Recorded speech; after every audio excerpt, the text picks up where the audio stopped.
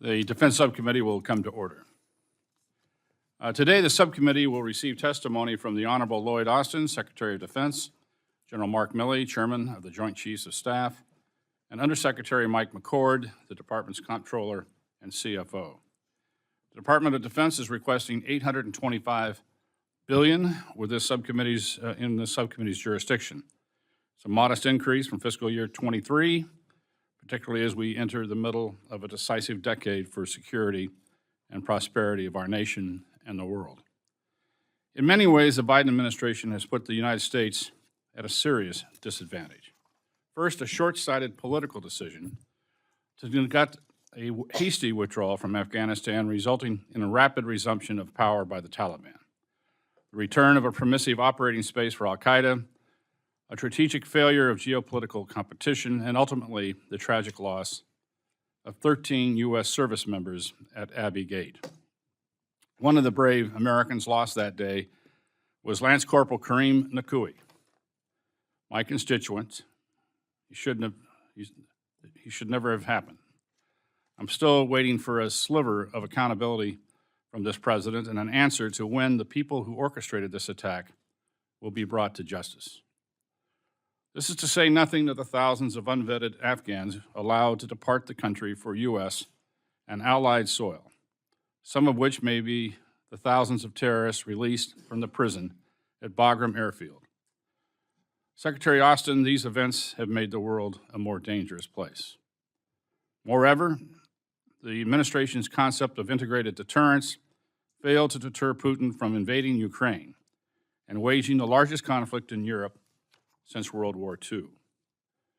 It's well documented that President Biden and his national security team knew that Russia would invade months in advance. Frankly, there was an open source information that foreshadowed the invasion. The administration had an opportunity, before a single shot was fired, to rally NATO, arm Ukraine, and make clear to Putin and his thugs that Russian aggression toward a sovereign Ukraine would come at a tremendous cost to them. But the Biden National Security Team failed to act quickly, and today they continue to compound this error by giving Ukraine just enough assistance to survive, but not enough to win. Even today, as Russia and Ukraine prepare for spring offensives, the administration has testified that it's not requesting additional funding. By our assessment, however, your remaining presidential drawdown authority for security assistance will only last another 2 to 3 months. I want to be clear, Congress will not be writing blank checks. It's important that you communicate future requests for funding for Ukraine clearly, thoroughly, and early. Congress will need sufficient time to review and ask questions on any requests submitted. In isolation, the failings I detailed are unconscionable, but events do not happen in a vacuum. The administration's continued failure to anticipate and implement a coherent geopolitical strategy that is now compounded by China's rapid modernization and preparations to attempt to reclaim Taiwan in this decade. Weakness is provocative, and this administration weakness has emboldened authoritarians around the world. Today, China, not the United States, is brokering peace negotiations in the Middle East. The U.S. is losing influence as the world's partner of choice, and the reason is all too clear. In terms of our own modernization, too many of our weapon systems are delayed due to the status quo, risk-adverse mindset, the bureaucracy of the procurement process, and the lack of consistency for our defense industrial base. By the assessment of some senior defense officials and military leaders, a modernized U.S. force in 2030 will arrive too late to deter a forced reunification of Taiwan by the Chinese Communist Party. As General Douglas MacArthur famously said, the history of failure in war can be summed up in 2 words: too late. Too late in comprehending the deadly purpose of a potential enemy, too late in realizing the mortal danger, too late in preparing, too late in uniting all possible forces of resistance. 2 words, too late. We must be ready to fight tonight and rapidly modernized to maintain the world's greatest fighting force, To pick one over the other is a false choice. I do not want to be the chairman presiding over World War III. I hope to hear how this budget changes China's increasingly aggressive behavior today, not tomorrow, or in 2030. With a budget of over $800 billion, 3.4 million employees, and a fiscal presence of over 4,000 sites in 160 countries, the Department of Defense is also the world's largest business. I expect the department to implement efficiencies and identify cost-saving measures in its business operations. Today, the DoD relies on too many antiquated systems that cannot talk to each other and too many manual processes. These outdated systems and processes lead to unsuccessful financial audits, duplication of effort, a frustrated workforce where top talent is difficult to retain, and unsustainable trajectory for personnel costs. And this year, you are requesting 3,500 net more people. For what? The same department that developed sixth-generation fighters is running a second-generation IT system, and the resulting inefficiencies are eating into the department's ability to invest in the future. Regardless of the challenges we face internally and externally, I will ensure that our service members and their families have the best quality of life we can afford, and they have the best equipment possible. So if we do get into a fight, we win, they lose. That's it. Before we hear from our witnesses, I would like to recognize the distinguished ranking member, Ms. McCollum, for any opening comments. Thank you very much, Mr. Chairman, for the courtesy. I would, too, like to welcome Secretary Austin and General Milley and Undersecretary McCord. General Milley, this could be your last appearance before the subcommittee, so I'd like to take this opportunity on behalf of the families of Minnesota's 4th Congressional District and myself to thank you and your family for your 43 years of dedicated service to our nation. For fiscal year 2024, the President has proposed $825.3 billion within our subcommittee's jurisdiction. That is a 3.2% increase above what was enacted in fiscal year 2023. This budget request builds on the work of the last Congress that ensured America meets our pacing threats and meets the needs of our servicemen and women and their families. This modest increase proposal for fiscal year 2024 is consistent with the National Defense Strategy. I would like to point out that if we review the growth of the defense bill over the past 2 fiscal years, we see a nearly $100 billion increase, or we could call it 11.8%. Each one of these dollars represents an increased effort to defend, deter threats to our nation. But I would argue that we have more than adequately resourced the Department of Defense in recent years. We must be both realistic and careful about the continuing trend of inflation defense spending well beyond this administration's request. Congress must be better about making the hard choices when it comes to the defense budget. We can no longer continue to fund out-of-date legacy systems that are no longer relevant, not survivable, or too costly to maintain in both dollars and cents. And the personnel required to maintain them could be better used in our modernization efforts. Instead, we must prioritize the modernization of our force and the investments in emerging technologies like quantum computing, artificial intelligence that will drive decision-making and the future of modern combat. The Appropriations Committee must also remember we're only as strong abroad as we are here at home. The previous Congress and the Biden administration made 2 years of key investments in the American people: transportation, clean energy, healthcare, education, and workforce development. If we fail to continue investing in the American people, then will we not only fail the next generation of Americans, but we will be unable to capitalize in the investments in our defense budget that require a strong American workforce. If we want to support the continued investments in our shipyards, aerospace industry, our microelectronics industry base, we must be sure that we are investing in the inputs and support those industrial efforts, and that simply is our people. To put it plainly, we cannot afford to fund the defense bill on the backs of the 11 other appropriation bills. And speaking of here at home, I want to commend Secretary Austin and the department for the recent reproductive health care policy decision. The department's policy is legal, it's fair, and it will provide our service women and their families the health care that they are entitled to. Turning back to the FY24 defense budget, I was encouraged to see the increase for climate change efforts. Resiliency at our installations is vital to our ability to train and to win. As this request works to track industry trends and standards, I look forward to hearing how the funds will empower our military in the future. And finally, you know how concerned I am about your efforts in the Arctic and the challenges we face from our adversaries there. I look forward to hearing how this budget will support the strategies not only in Europe and the Indo-Pacific, but how it will address threats in the Arctic. And Mr. Chair, I know how deeply impacted you were by the loss of your constituent at Abbey Gate. But I have to point out, it was the Trump administration, not President Biden, that negotiated the deal with the Taliban to withdraw our forces from Afghanistan. And I personally believe that if President Trump had been reelected, that there was little doubt he would have pulled our troops out early in 2021. Mr. Chair, I look forward to working with you. Once again, I thank Secretary Austin, General Milley, and Undersecretary McCord for your service to this country and for appearing here today. I thank you again for the courtesy, and I yield back. Thank you, Ms. McCollum. It's my pleasure now to recognize the chair of the committee, Ms. Granger. Thank you, Chairman Calvert. I'd like to thank the witnesses for appearing before us today. Every year, senior defense officials testify that the world is the most dangerous it has ever been. Unfortunately, that trend continues today.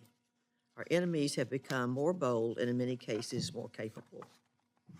Russia is waging an all-out war against the people of Ukraine. China continues to take provocative steps in the Pacific and spread its influence around the world. Iran is reportedly making significant strides in developing a nuclear weapon. And just last week, North Korea tested what they say is their largest intercontinental ballistic missile to send a message to the United States and our allies. The events over the past year emphasize why it's essential that Congress provide the funds to ensure we're ready for war. However, just putting money toward a problem is not going to be enough. The funds must be spent and invested thoroughly. We must do everything possible to break through the red tape and create a more responsive military. To do that, we need to remove the barriers that prevent us from quickly developing and implementing cutting-edge technology. We owe it to the men and women of our military to give them the tools they need to deter our enemies and to enter the fight when necessary. Most importantly, we need leadership. As Chairman Calvert mentioned, the actions of this administration have put our national security at risk, have our allies wondering if they can trust us, and have shown weakness in our enemies. To close, I thank each of you for your service. We look forward to hearing your testimony today, and I thank you, Chairman. I yield back. Thank you, Chair Granger. Gentlemen, your full testimony will be placed in the record. Members of the subcommittee are eager to get to questions, so please give a brief summary of your statements. Secretary Austin, the floor is yours. Well, thank you, sir. Chair Granger, Chairman Calvert, Ranking Member McCollum, distinguished members of the committee. I'm glad to be with you today to testify in support of the President's budget request for fiscal year 2024. I'm joined, as always, by General Milley, and I remain grateful for his leadership. I'm also glad to be joined by the department's comptroller and CFO, Mike McCord. This is a budget aimed squarely at keeping America secure in the world of the 21st century. At $842 billion, it is a 3.2% increase over fiscal year 23 enacted, and a 13.4%, and it's 13.4% higher than fiscal year 22 enacted. This is a strategy-driven budget and one driven by the seriousness of our strategic competition with the People's Republic of China. This budget will help us continue to implement our 2022 National Defense Strategy and the President's National Security Strategy. Now, I have three key priorities at the Pentagon: to defend our nation, to take care of our outstanding people, and to succeed through teamwork. And the PRC is our pacing challenge, and we're driving hard to meet it. Our budget builds on our previous investments to deter aggression by increasing our edge. We're investing in a more resilient force posture in the Indo-Pacific and increasing the scale and scope of our exercises with our partners. And this budget includes a 40% increase over last year's for the Pacific Deterrence Initiative, and it's an all-time high of $9.1 billion. Now, that will fund a stronger force posture, better defenses for Hawaii and Guam, and deeper cooperation with our allies and partners. Now, this budget also makes the department's largest ever investments in both R&D and procurement. We're requesting more than $61 billion to sustain our air dominance, and that includes funding for fighters and the extraordinary B-21 strategic bomber that I helped unveil last December. We're also seeking more than $48 billion in sea power, including new construction of 9 Battle Force ships. And we're boosting capacity at America's shipyards to build the ships that our strategy demands. And we're investing a total of $1.2 billion in the submarine industrial base. And we're buying 2 Virginia-class attack submarines and 1 Columbia-class ballistic missile submarine. On land, we're investing in air and missile defense, and we're investing in defenses to counter unmanned aerial vehicles. We're also requesting $11 billion to deliver the mix of long-range fires that our security demands, including major investments in hypersonics. We'll also continue to modernize all 3 legs of our nuclear triad and bolster our strategic deterrence. And we put forward the largest space budget in Pentagon history. We've requested $33.3 billion to improve our capabilities, our resilience, and our command and control in space. Now, let me again thank Congress for providing the department with multi-year procurement authorities and appropriations for critical munitions. This helps send a consistent demand signal to industry. In this budget, we're requesting more multi-year procurement authority, and we're asking for more than $30 billion to invest in the industrial base and to buy the maximum number of munitions that American industry can produce. This budget also moves us away from aging capabilities that aren't relevant to future conflicts, so we can focus on the advances that warfighters will need going forward. Now, our national defense strategy calls out Putin's highly aggressive Russia as an acute threat. And under President Biden's leadership, the United States has rallied the world to help Ukraine fight Russia's unprovoked and indefensible invasion. And our allies and partners have stepped up to provide crucial security assistance, coordinated through the Ukraine Defense Contact Group that I lead. And we will support Ukraine's defense for as long as it takes. And meanwhile, the department remains vigilant against other persistent threats, including Iran, North Korea, and global terrorist groups. And we're investing in over-the-horizon counterterrorism capabilities as well. This budget also invests in improving our readiness and resilience in the face of climate change and other 21st century threats that don't care about borders. And Mr. Chairman, we're going to remain the strongest military in the world, and that's because we have the best team in the world. And as we mark the 50th anniversary of our all-volunteer force, I'm enormously proud of the brave men and women who choose to wear the cloth of our nation. We owe it to them and their families to take the best possible care of all of our people. And over the past 2 years, we've made moves easier, we've cut commissary prices, we've made child care more affordable, and expanded job opportunities for military spouses. And this budget funds other key steps to increase the quality of life for our teammates, including the largest military and civilian pay raises in decades. Now, we're also pushing hard to eliminate suicide in our ranks, including immediate steps to hire more mental health professionals and improve access to mental health care. And meanwhile, we're working toward a military that's free of sexual assault. We've worked with Congress to improve the response to sexual assault and related crimes under the Uniform Code of Military Justice. And those reforms will be fully implemented by the end of this year. And the department is also investing in a specialized workforce to combat sexual assault, harassment, suicide, and more. And on many installations, we're conducting on-site evaluations that tell us what's working and where more support is urgently needed. Now, the department's third priority is succeeding through teamwork.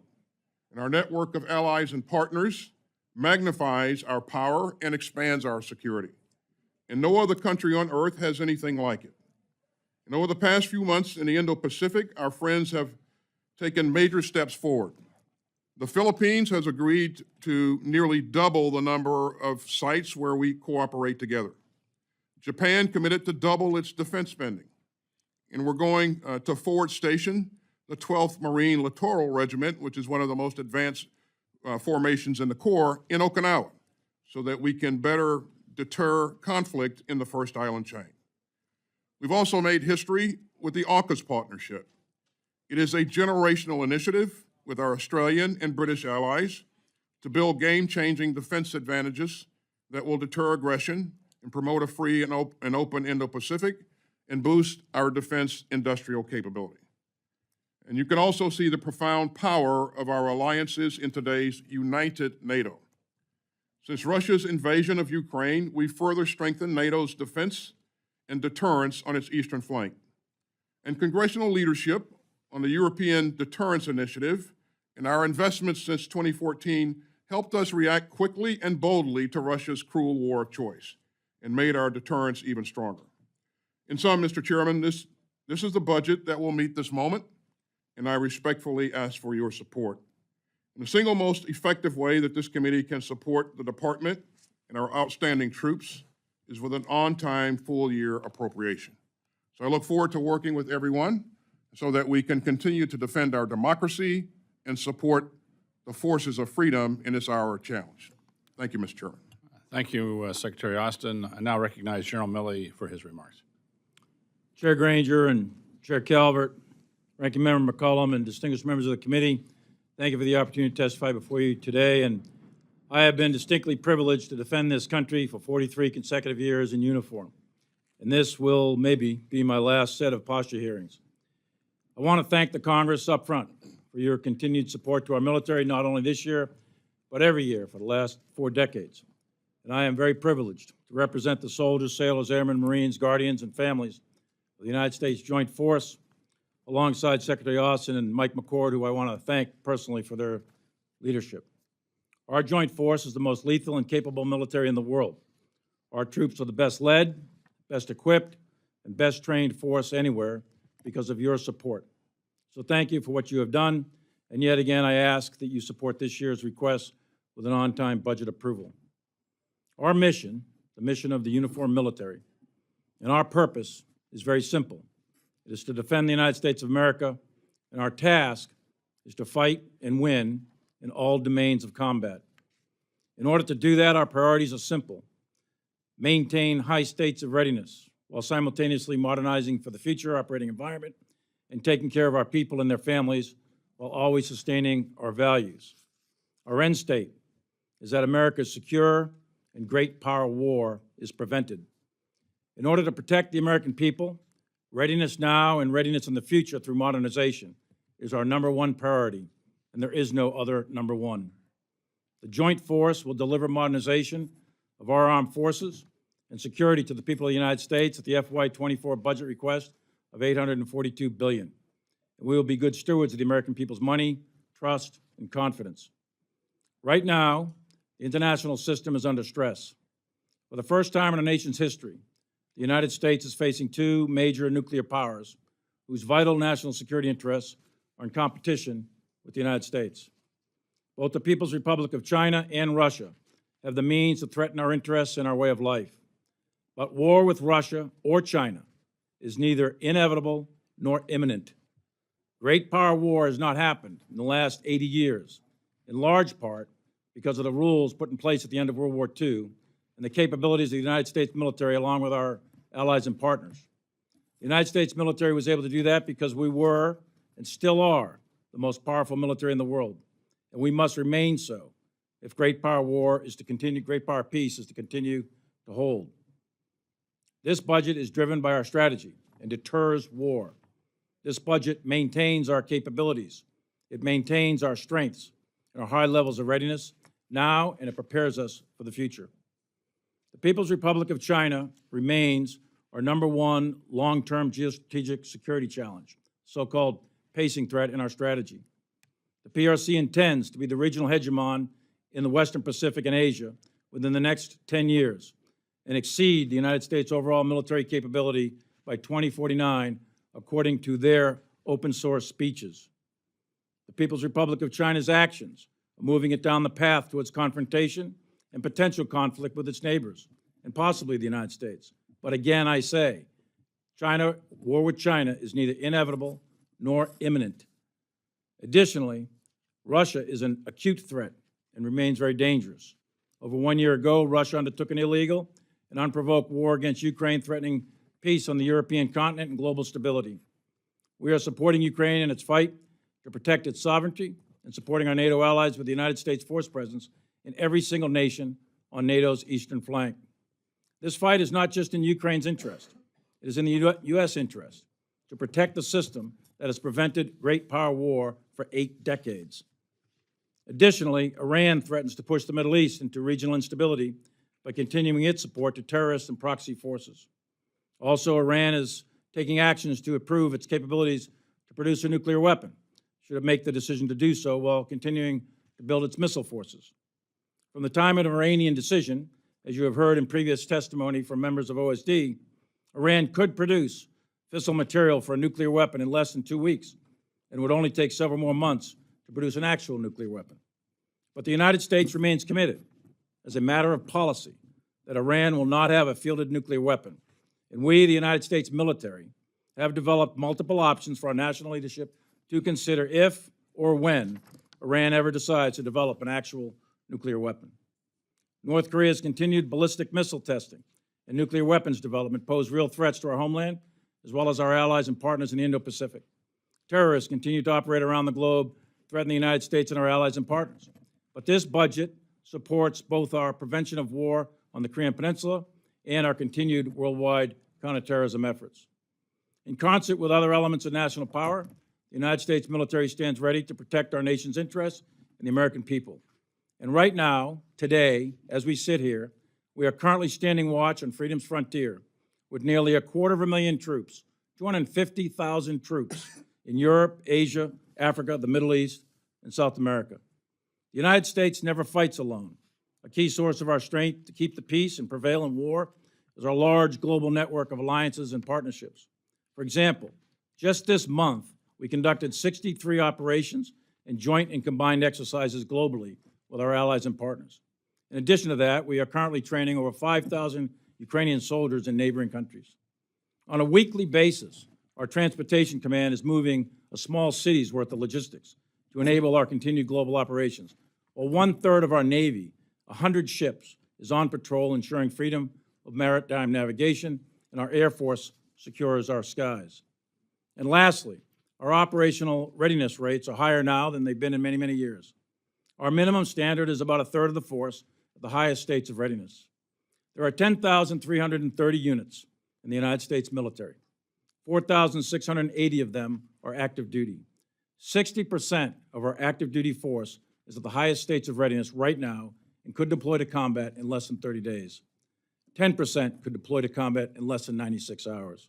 This military is ready. We are prepared to fight now, and we will continue to be prepared to fight in the future. And this budget supports the programs and exercises at the service, joint, and combined levels to keep our military ready to defend the nation. Furthermore, the joint force is at an important inflection point. We must balance current operations readiness with future modernization. We must not allow ourselves to create the false trap that we can either modernize or focus only on today. We must do both. We must fully integrate developing technologies, including precision long-range fires, hypersonic weapons, quantum computing, artificial intelligence, robotics, and the pervasive all-domain sensors. The time is now. We have very little margin to wait. And the common thread critical to accomplish all of this is our people. We must continue investing in training, education, talent management in order to be prepared for a future operating environment. Additionally, we must ensure that we are taking care of our troops and their families' quality of life. I urge Congress to support this budget's significant pay raises, health care, housing, and child care initiatives. This budget sustains our current readiness and adapts the joint force to the future warfighting requirements. This is a matter of significant national security importance, and we must act with clear-eyed urgency. By doing so, no adversary should ever underestimate the resolve of our nation and the strength of our military. Preparation for war and deterring war is extraordinarily expensive, but it's not as expensive as fighting a war. And this budget prevents war and prepares us to fight it if necessary. Thank you for your support, and I look forward to your questions. Thank you for your comments. Secretary Austin, China is building 20 ships a year and has a fleet of now over 400 vessels, and as I understand, capable vessels. Meanwhile, the department's budget request proposes to decommission 11 ships this year while procuring 9.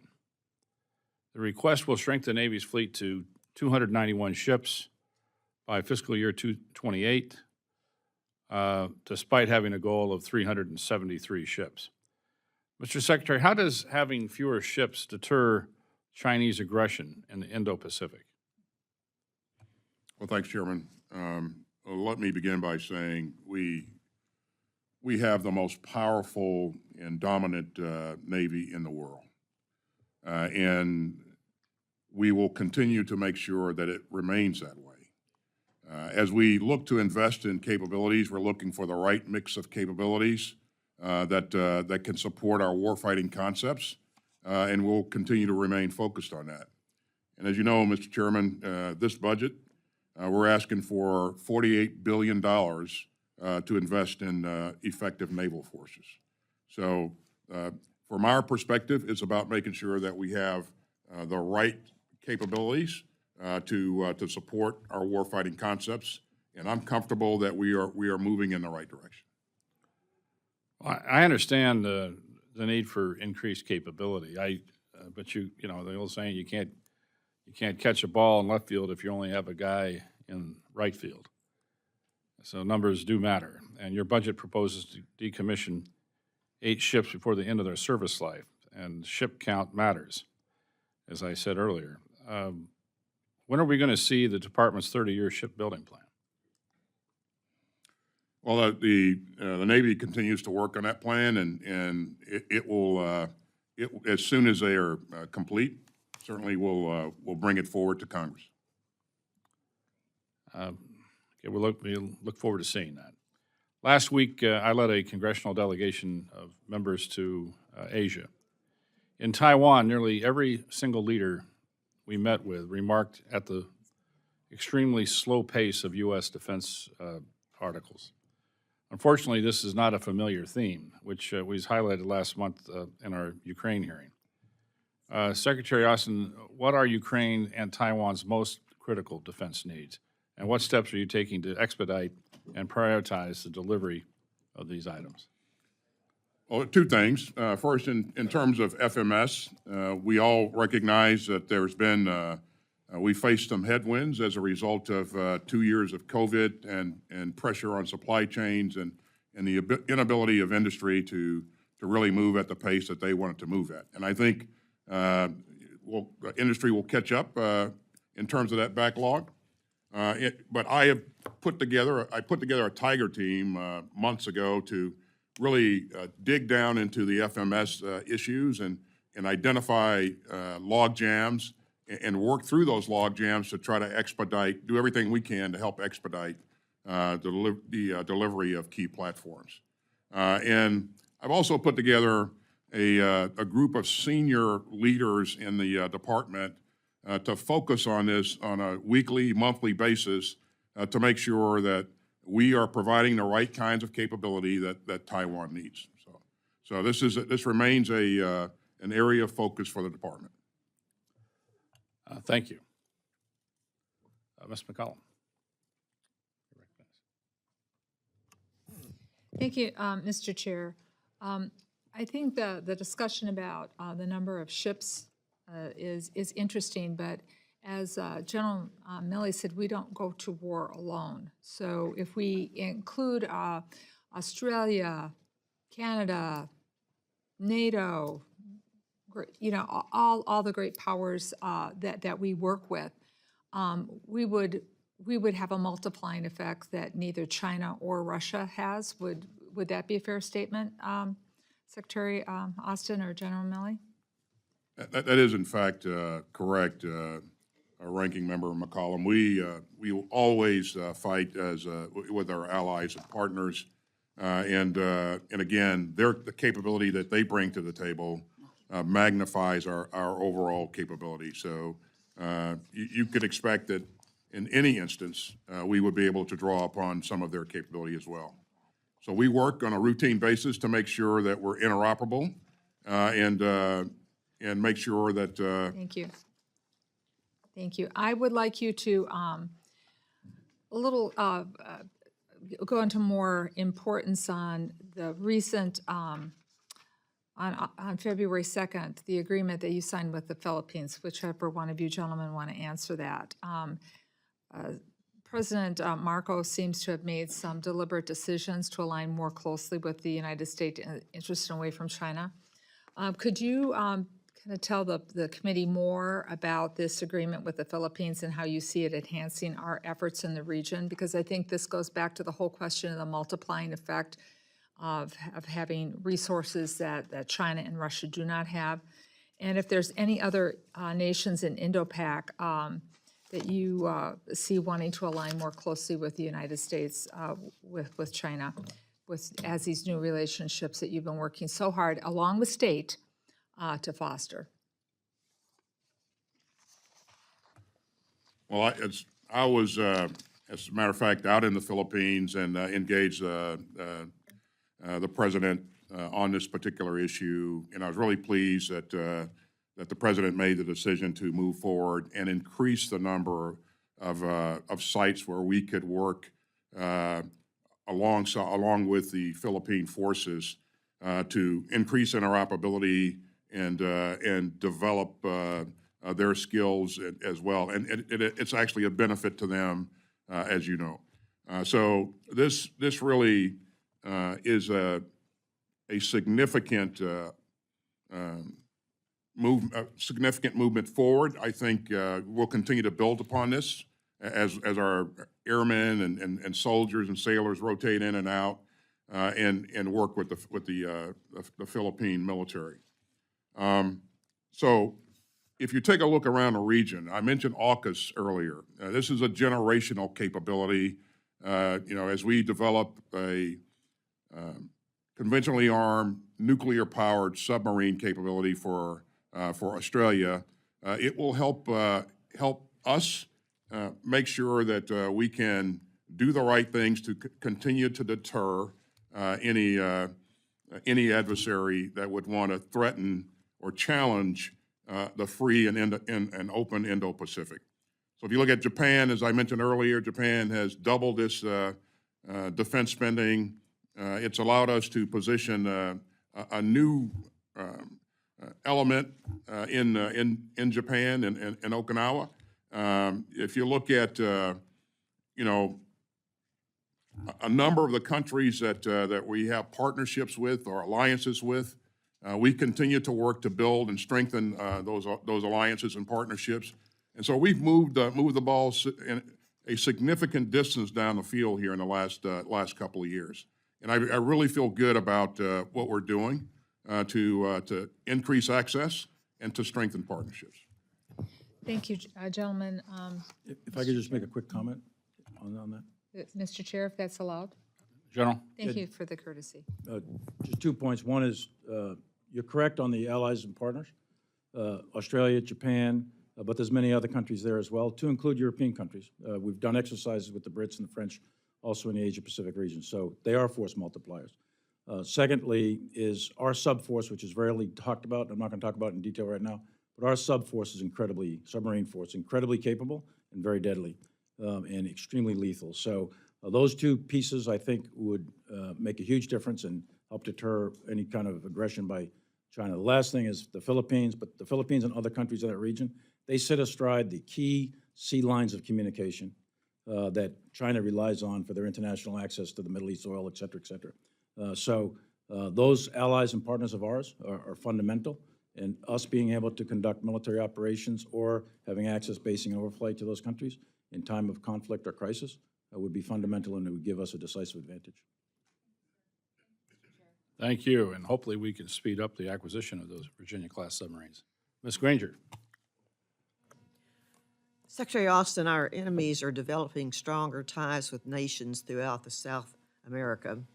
While we need to focus on the growing threats in Europe and the Pacific, we can't ignore the threats to the south of us. So what particular things are in what you're presenting, and what is our support for our partners in Southcom?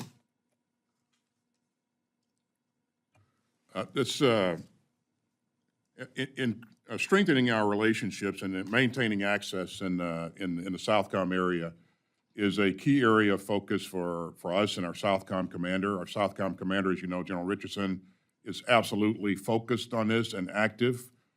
She's increasing the number of engagements and, where possible, exercising with partners. And so I see this continuing to move in a positive direction. We have some security force assistance elements that are working with various countries to strengthen their indigenous capability to be able to protect their sovereign territory. So this is something that we remain focused on, and I applaud what General Richardson is doing in terms of continuing to develop additional access and to strengthen the relationships that already exist. Thank you. Thank you, Chairwoman. Mr. Lauro. Thank you very much, Mr. Chairman, and I welcome our guest this morning, and I thank you, Mr. Secretary, Undersecretary, and Mr. McCord. Thank you very, very much for being here this morning. I apologize for being late, but I think there's 6 hearings I'm going to get to between now and the end of the day. So let me just, there has been the discussion of the budget by some of my colleagues on the other side of the aisle, that what we ought to do with regard to the 2024 budget is to apply the 2022 numbers. And within that, there are a number of folks who believe that that may be true for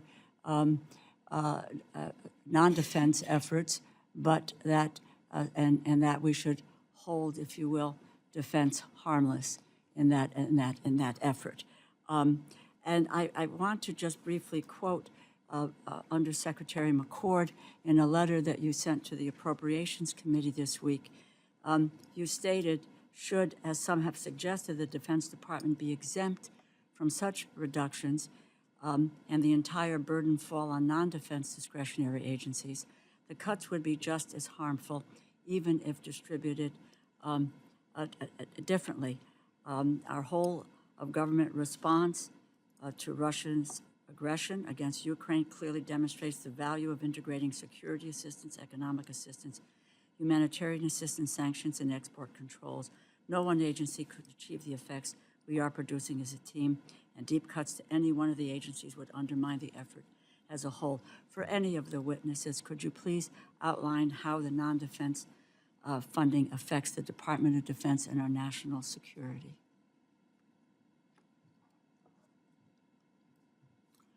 For any of the witnesses. Mr. McCord? I quoted you. Thank you. Yes, Ukraine's probably the most vivid example, as said in the letter, of the teamwork that we require with export control, sanctions, every kind of tool, and this goes across. Right, we need an educated workforce, which starts, with the school system. So we have all kinds of needs. Every time the Department of Homeland Security fails to get to the place they need to be to, we get called on to help. So there's so many connections of what we need to do.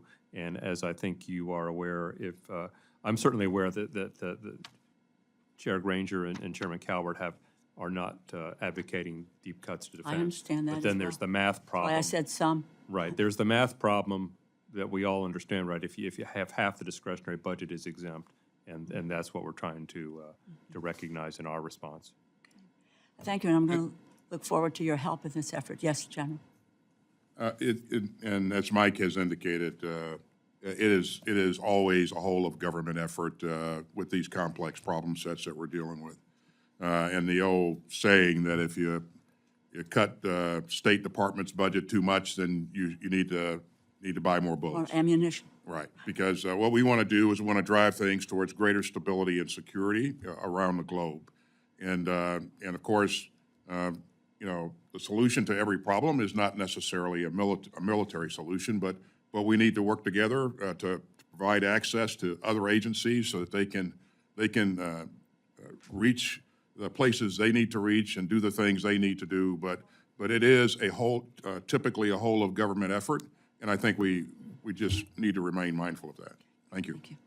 Thank you. If I might, I have, if you will, two parochial questions. I appreciate that, and I welcome your help as we move forward in terms of crafting the budget for 2024. And as I said, two parochial questions. As we move to future of Army aviation, develop the future long-range assault aircraft, the reconnaissance aircraft, and this is, I'll be very, very brief. The question is related to the Black Hawk, even the eventual fielding of a new Flora rotary wing aircraft. I am told the Army will be still flying hundreds of UH-60M Black Hawks for the next 40 years. Many are flying now. What are the DoD's plans to preserve the industrial base, suppliers, and workforce that built the Black Hawk and vital to the Army aviation of the future? And I'll just add very, very quickly, this has to do with the F-35. I'd like to give you an opportunity, Mr. Secretary, that there have been really conflicting statements regarding Secretary Kendall's support for the upgrade. If you can just tell us what is the Department of Defense position on whether to upgrade the existing F-135 or develop a new engine for the F-35?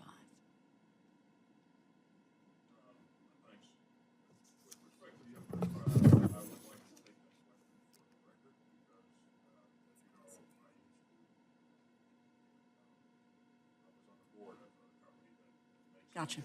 Okay. So That's fine. That's might fine. I want to turn appreciate your that. mics on, too. And with regard to the Black Hawk?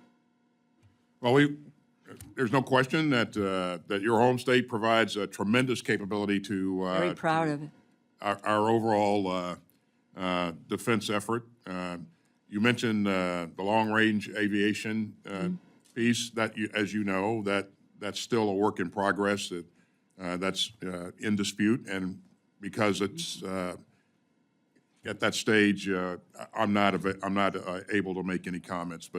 But again, I think that'll resolve itself going forward. And when it does, we'll make sure we come and brief you and a delegation. I've just meant, I understand what the outs, you know, that there is a dispute and there will be a resolve of that, but there's also the issue of the continued use of Black Hawk helicopters. And will you continue to be using the Black Hawk, since it is, many are flying right now, and what will be, you know, the future of the Black It's a workhorse, as you know, and so it'll be around for some time to come. And in the meantime, the Army and the other services continue to look for greater capability in the future, or additional capability in the future, and that work in terms of modernization will continue.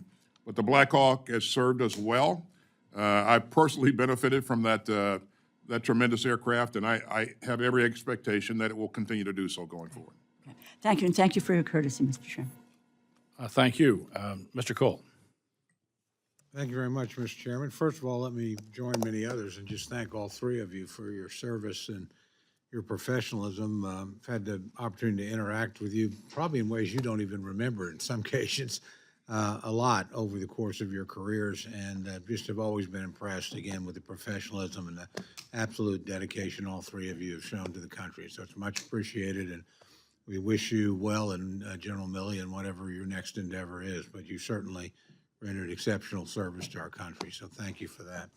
I'm going to thank one other entity while I'm chatting here, and that's the United States Congress, because as General Milley went through the higher state of operational readiness we have and some of the things we've accomplished, it struck me that Congress has actually given the Department of Defense, and there's some differences even on this panel about that, more money than President Trump asked for and more money than President Biden has asked for. So Congress is, in a sense, responsible for those higher rates of readiness because we've used our judgment to say whatever the president's asked for may all be good. We think we need a little bit more, and I think that comes out of some of the things that happened with sequester and the Budget Control Act during President Obama's era. But anyway, those things have led us to a better position, and my hope is we'll do that again, quite frankly. I think your budget, there's a lot of good things in here. I think it needs to be more. 3.2% in an era of 6% inflation is effectively a cut in inflation-adjusted dollars. There's two areas I want to both ask you about and flag for you that, and for the committee, that I'll be working on. And it's somewhat parochial, but I think it's in the national interest. The first is disappointed to see, particularly given the importance of artillery, as we've seen in the situation in Ukraine, to see for the third year in a row, the Army has cut the PIM, the Paladin Integrated Management Program. We managed to restore those cuts last year. I think probably, we're still furnishing that system to the active and the National Guard, and we're now sending lots of it to our allies and to the Ukrainians as well. So I would just tell you there's not enough in the Army's budget to maintain the production lines that exist there. So I would ask you to, why the cut? And the answer may be that you just have too many other things to do. I get it. Your business is tough choices. But I would argue that's a bad choice right now, particularly given the situation in Ukraine. The second is one that is something that we all want to accomplish together. I just worry about the rate of it. And that's the transition from the E3 to E7 command and control platform. I have Tinker Air Force Base in my district. I have Fort Sill Army Post in my district. And I'm all for transitioning from the E3 to the E7. It's a good decision. Should have honestly been done some time ago. But the rate of retirement for those E3s is well ahead of the rate of acquisition. And that's partly just a production problem. I mean, it takes a while to get a new aircraft up and running.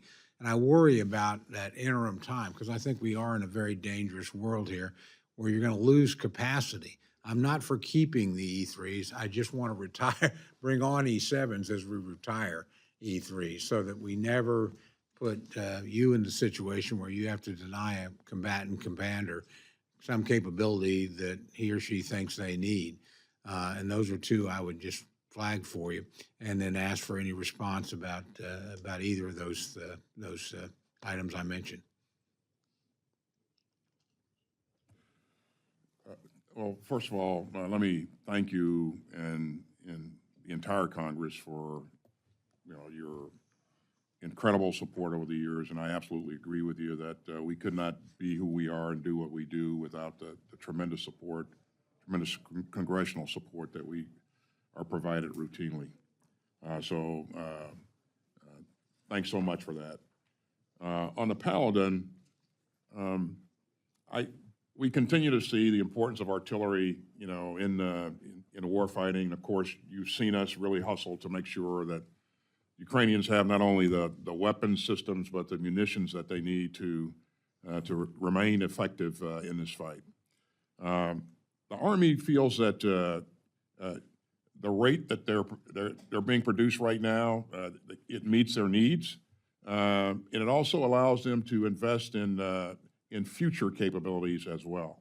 And so as the needs change, then the Army, of course, will continue Just to make the point, Mr. Secretary, not to interrupt you, it meets your needs because Congress put more of them in there than you asked for last time.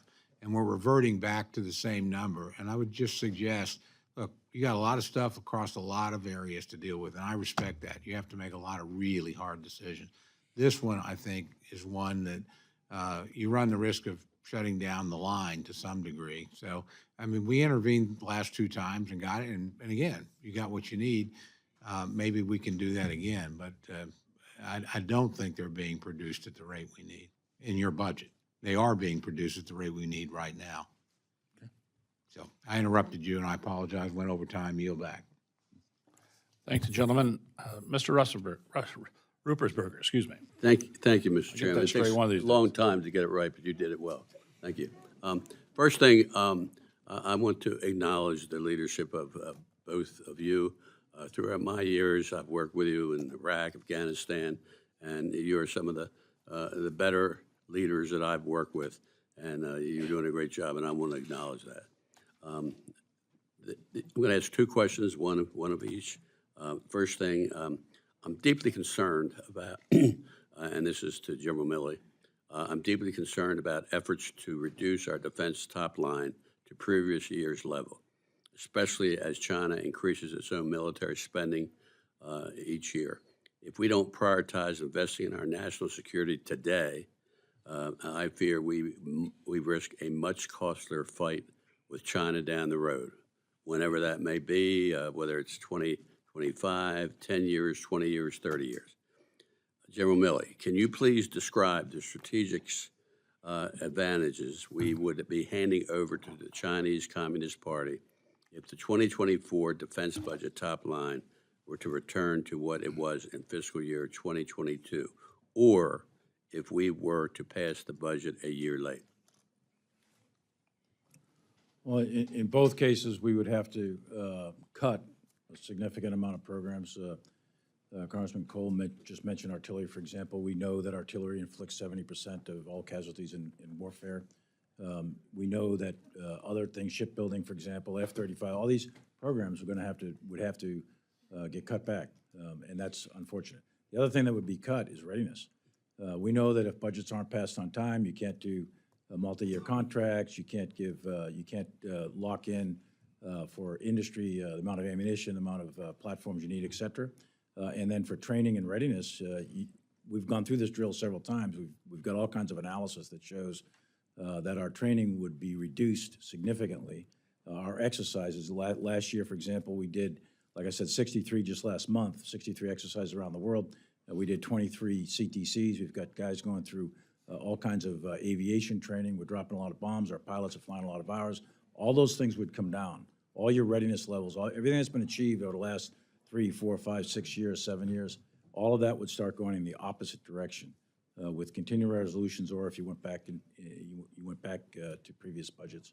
I think it would be very significant, and the risk would increase with China. It would be the wrong signal to send. Well, I think there are a lot of people who agree with you. There are others that don't. And it's important that we get the facts out. And as I said before, you two have a lot of experience in this role, and we're going to have to rely on you a lot. Secretary Austin, and building off of what I just talked to the General about, my second question for you is about the impact of potentially reducing the Department's civilian workforce to offset top-line cuts. As you know, the Department faces a lot of challenges in hiring and retaining its civilian cybersecurity workforce due to attrition and loss of talent to the private sector. And I do represent NSA, and I have for 20 years. How will cuts to the Department's civilian cybersecurity workforce further exacerbate this problem and make us more vulnerable to cyber attacks by foreign actors? Well, it'll have a significant impact. As you know, cyber threats in this day and age are enormous, and they come from every corner of the globe. And so the force that we've developed, I think we've done a really good job of putting together a significant capability that allows us to protect our interests and support our overall national defense strategy. We need the right people. We need the talented people, to your point, sir, to be able to continue to do the work that we're doing. Now, we've really pressed hard to make sure that we're going after the right people. We're providing initiatives We're mindful of the fact that this is a very, very competitive field, and so we have to do what we need to do to make sure we get the right people and we can retain the right people. But to your point, if we cut those kinds of people, then I think it'll have a significant impact on our warfighting capability. Thank you for your testimony, and I yield back. Thank you, Mr. Ruppersberger. Got to write that down. Mr. Womack. Thank you, Mr. Chairman. Secretary Austin, General Milley, great to have both of you here again. I echo the comments of my colleagues in appreciation of your service. General Milley, personally to you, thank you for all that you've done for this country. I'll miss working with you, though I'm sure you're not going to miss sitting in these hearings in front of these panels when you leave your position. Secretary Austin, this is a question pretty much for you, but I'm a big believer, as my colleagues know, in the state partnership program. I think they've added a lot of value around the globe where we have those. No better example than what the Californians did with Ukrainians over time, and I just believe it brings a lot of value to not only the partner nations, but for our own forces, for the National Guard troops that get an opportunity to do some training with these partners. This is related to Taiwan, and as Chairman Calvert said, a delegation of us just recently visited there.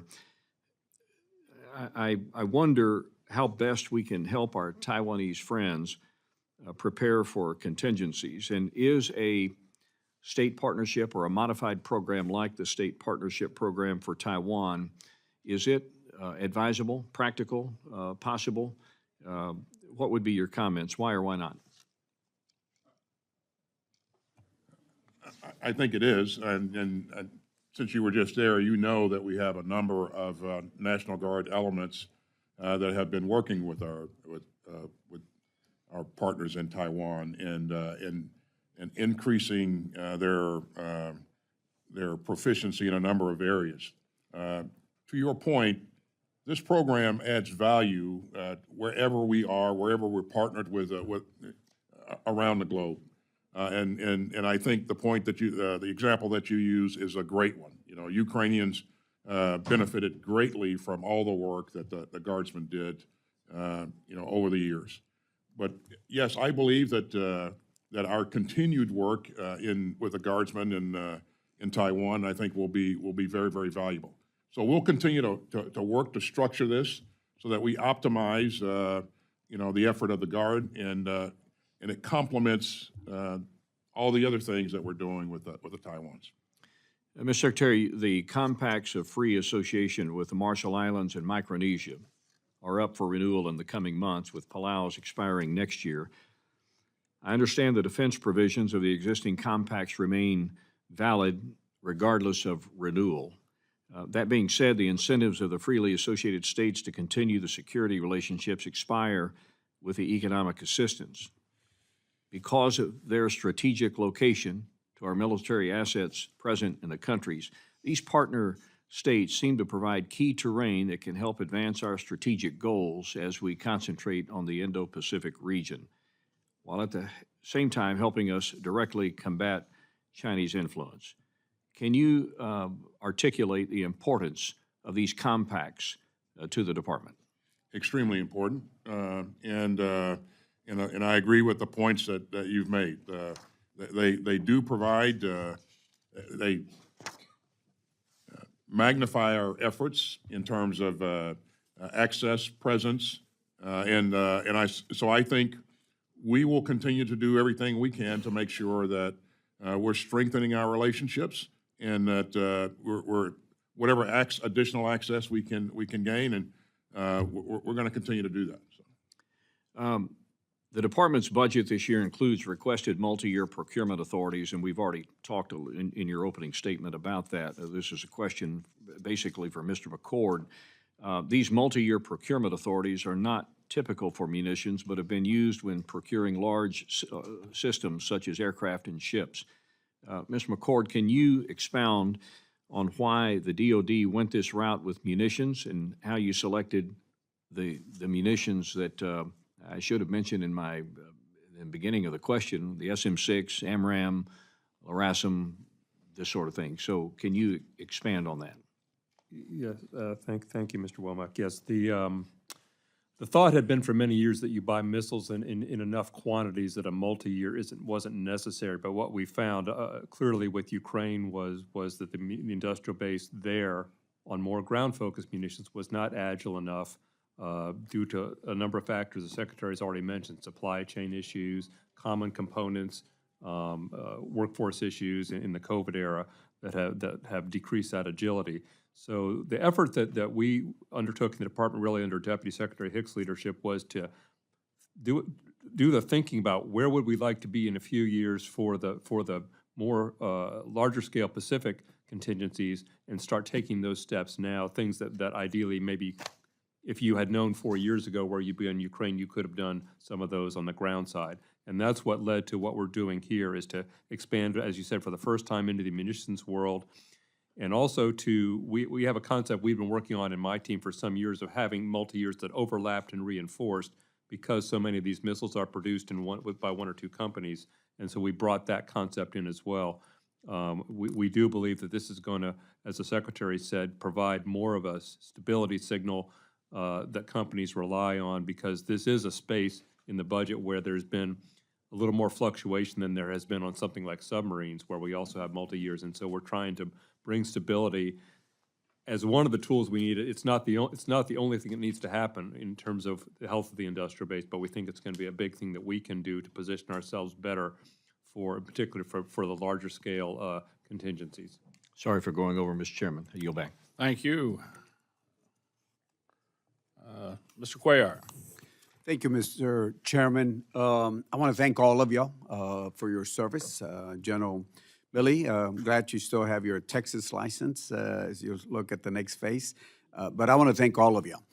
Mr. Secretary, I want to ask you one question, but let me just lay out the facts. Do you believe that great power competition in the Western Hemisphere is a defense issue? Now, we know the importance of the State Department, USID, and Department of Commerce, and everybody else. I understand all that. It's a comprehensive approach. But I listened to the answer that you gave Ms. Granger, and you talked about what Southcom is doing and all the work they're doing that. But I noticed you left Northcom, which has Mexico, because right now you have Southcom covers everything south of Mexico. And if you look at what China is doing, 36% of their total food imports comes from Latin America and the Caribbean. When you look at lithium reserves and all that, it's in that area of responsibility. You look at infrastructure projects. I don't want to go through all of them, but infrastructure projects, 5G development, safe city projects, space infrastructure, which is very important what they were doing down there, and so on and so on. And that's China and Russia. But then if you look at Mexico, which is right next door, I'm concerned that Northcom is not paying that much attention to them. And I'm sure they're going to say they disagree with me. I understand all that. But we did ask follow-up information, and I think we're still waiting for that follow-up information after we had the Northcom commander. But just to give you, we just got back from a bipartisan meeting in Mexico. Fentanyl, and you know the problem, how many people it kills in the United States. That fentanyl precursors will go into Manzanillo, Lázaro Cárdenas, and then about 75% of all the fentanyl and fake pills move through the Tijuana, San Diego area, if you look at the geography itself. When you look at the critical locations of the PRC investments, a lot of them are close to our northern border, lithium and other areas. When you look at the investments they've done in Manzanillo and Lázaro Cárdenas, which is where they get their shipments from China, you look at the new Isthmus Corridor that Mexico is doing, which is their new Panama Canal on land. Who is doing the investment in those two areas into the Gulf of Mexico and the Pacific? A lot of it's the Chinese. And there's some other space infrastructure things I cannot talk here at this location. but it's very concerning what we're seeing. So my question is there a way, and I think we did ask for y'all to study whether Mexico should be part of Southcom, and I understand, Mexico, Canada, part of Northcom, I understand all that, but either that or we get them to work a little closer together, because I don't see an alignment that we do all this great work and we need more resources in Southcom, but we're leaving out Mexico. And I live in Laredo. I live just a few miles away from the border, just literally a few miles. So I'm concerned about that. So my question, after I laid all that, do you think that great power competition is important part of the defense in the Western Hemisphere? I certainly do, sir, and I would also say that all of our combatant commanders feel the same way. And I'm sure that if General Van Herk were sitting here today, he would say that this is an area that's important to him. I would also say that our combatant commanders routinely coordinate with each other, pass information, and work with each other to ensure that there are no significant gaps and seams between the combatant commanders' areas of responsibility. I do know that General Van Herk continues to engage the leadership in Mexico. I mean, that's routinely, and I would say that this is important, but we can never do enough. I'll make sure, by the way, that you get the answers to your questions, and this is something that we need to continue to focus on. And you mentioned the fentanyl problem. It's primarily a law enforcement issue, but DOD will continue to do what it can to support the overall whole of government effort in this regard. Yes, sir. And we'll work with you in any way that we do. My time's up, but there was another young Hispanic soldier that died in Fort Hood, besides Vanessa Guillen. I know there's an investigation. I'm talking to the Secretary of the Army tomorrow, but just want to bring that up to y'all also. Not lost on us, sir, and I'm very, my heart goes out to her family and to her teammates. And again, this will remain an area of focus for us. Thank you, Mr. Secretary. Thank you. Judge Carter. Thank you, Mr. Chairman, and welcome to all of you. It's been great working with you.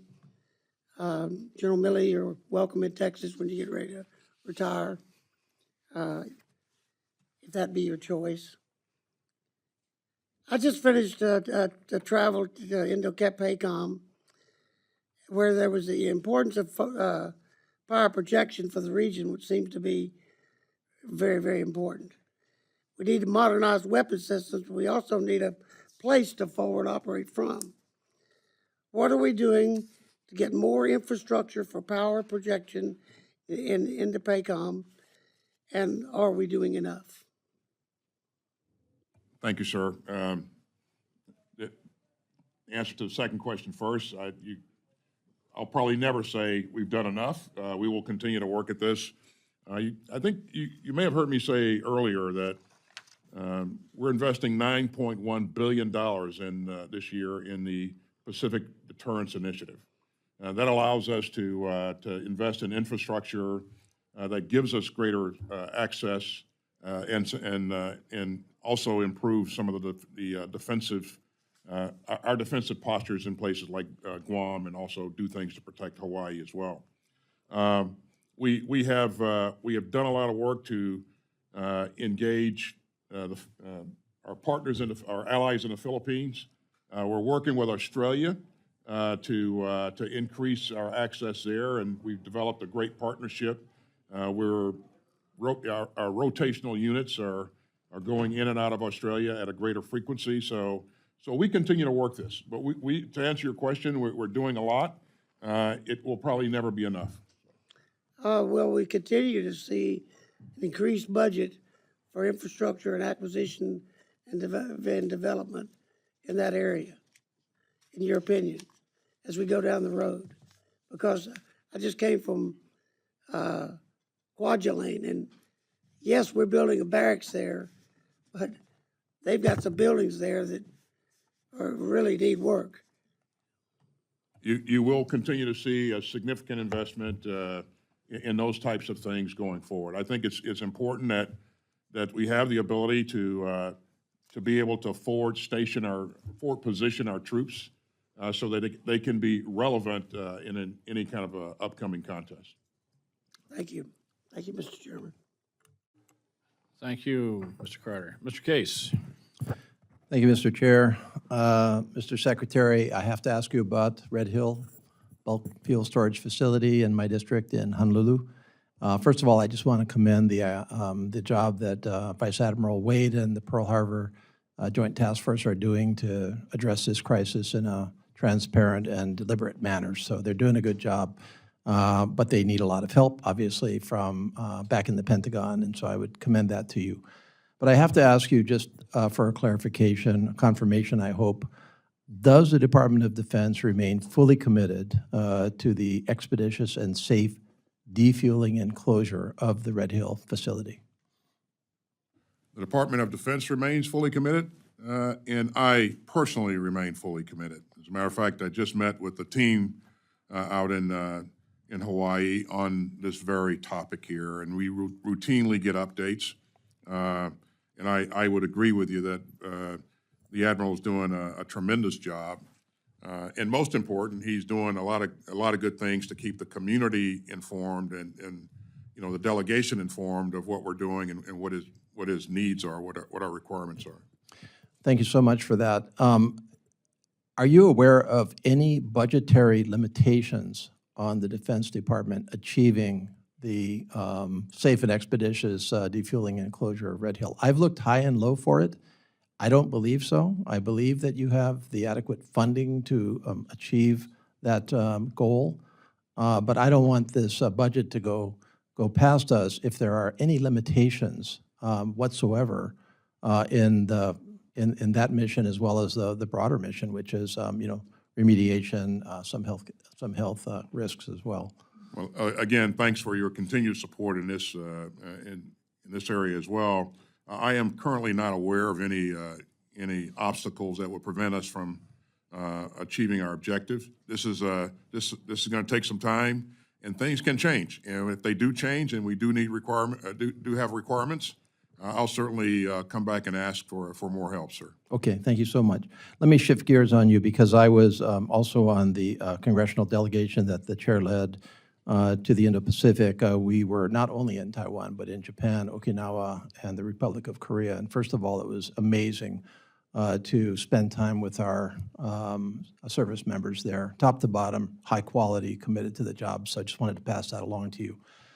One of my huge takeaways was along the lines of Mr. Womack's questions, which have to do with the sufficiency of our munitions and other armaments that are provided to our friends and allies around the world. And it just strikes me that with the burn rate in Ukraine, which is not going to go away anytime soon, and with the needs of our friends and allies relying on us to provide them, because they don't have that capability for the most part themselves, and with our own intentions to, as part of our Indo-Pacific strategy, to pre-position equipment and other facilities, including munitions, out in the Indo-Pacific, that our defense industrial base just really needs to be ramped up. Now, I don't think this is a matter only of you know, multi-fiscal year programming and procurement. It's a matter of the basic funding to do that. Because you can set it up for multi-year procurement, but if the money's not there to do it to start with, or if the defense industrial base is not capable of that production, then we've got a problem.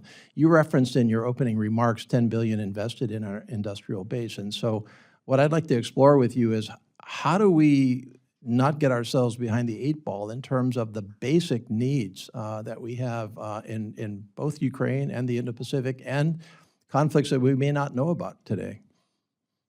Well, thanks. We're doing a lot. And let me say up front that our industrial base is really a core element that's enabled our strategic advantage. And we will continue to work with industry to make sure that we're doing everything possible to signal to them the right things in terms of our requirements and to help wherever possible to expand capacity and capability. So, you know, we have a $170 billion request for procurement. We've asked you for multi-year contracting authority, and I think those send powerful signals. But not only are we buying the numbers of munitions that industry can produce, we're also investing in additional capacity so that so they can begin to expand and rapidly get us up to where we need to be and help us replenish the stocks of some of our allies and partners who have donated to the Ukraine effort. We've asked for additional authority in terms of the Defense Production Act authorities, and the president has supported us on that. And so my team is working day and night, working with industry to make sure that we are getting as much productivity out of the key places in industry as possible. And I've engaged CEOs, my deputies engage CEOs, but to your point, we need to do more. We are doing more, and we will do more in the future. Thank you. Thanks, gentlemen. Mr. Garcia. Thank you, Mr. Chairman. Thank you, gentlemen, for the testimony and your service. Mr. Secretary, I want to thank you for mentioning the spousal working conditions improving. I'm very proud that my spouse Licensing Relief Act was signed into law by the President in January under the VA bill. As I visited multiple commands from COCOM down to platoon commander, I'm not sure that the troops yet fully understand that this spouse licensing reciprocity is available to them, and it is the current law of the land. So I recommend we get a DoD-wide way to message that spouses can cross-deck their professional licenses, doctors, lawyers, real estate agents, across state lines when they're active duty and on orders. I don't think it's being fully absorbed and utilized yet. On the pay raise, I personally do not believe that 5.2% pay raise is enough, especially for our junior enlisted troops. To put things in context, the average E1, E2 are making roughly $22,000 a year, and in fact, it's not until you're an E4 over 5 years that you're making the equivalent of what would be a $15 per hour wage if it was normalized for a 40-hour work week, which means that effectively the bottom third of our ranks are making less than fast food workers are in many of our states, and some of our states are very high cost of living. Given the recruitment and retention challenges that we have, I think we have a collective action here between this committee, Armed Services Committee, as well as in the Senate and DOD to look at how we can maybe not take a one-size-fits-all pay adjustment of 5.2% and get our junior enlisted specifically above that $32,000 a year number, which is the equivalent of $15 per hour. I think there's ways to do that without impacting the top line budgets, whether it's harvesting from the flag officer ranks that 1% goes a lot further for a flag officer than our junior enlisted. And so I look forward to those conversations, but I think that's a critical element to the quality of life, especially from a recruitment perspective. The gap between DOD and civilian counterparts is at an historic high when it comes to salaries right now, especially for the junior enlisted. Mr. Secretary, are you aware of the strike fighter shortfall that we have DOD-wide, but specifically within the Navy, the challenges that we have from a number of aircraft per air wing and per aircraft carrier?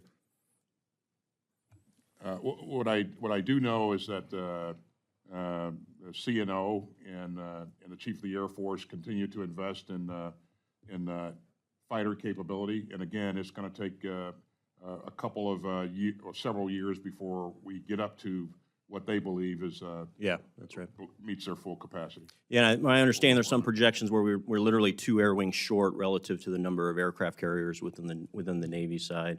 And I'm sure you're aware, this committee, as well as our counterparts in the Senate, in FY22 added 12 Super Hornets to the budget, and then in FY23 added 8 Super Hornets to the budget. I wasn't sure if you're aware, but those jets have yet to be actually awarded to the prime contractor, and they are actively shutting down not just their production line, but their entire supply chain.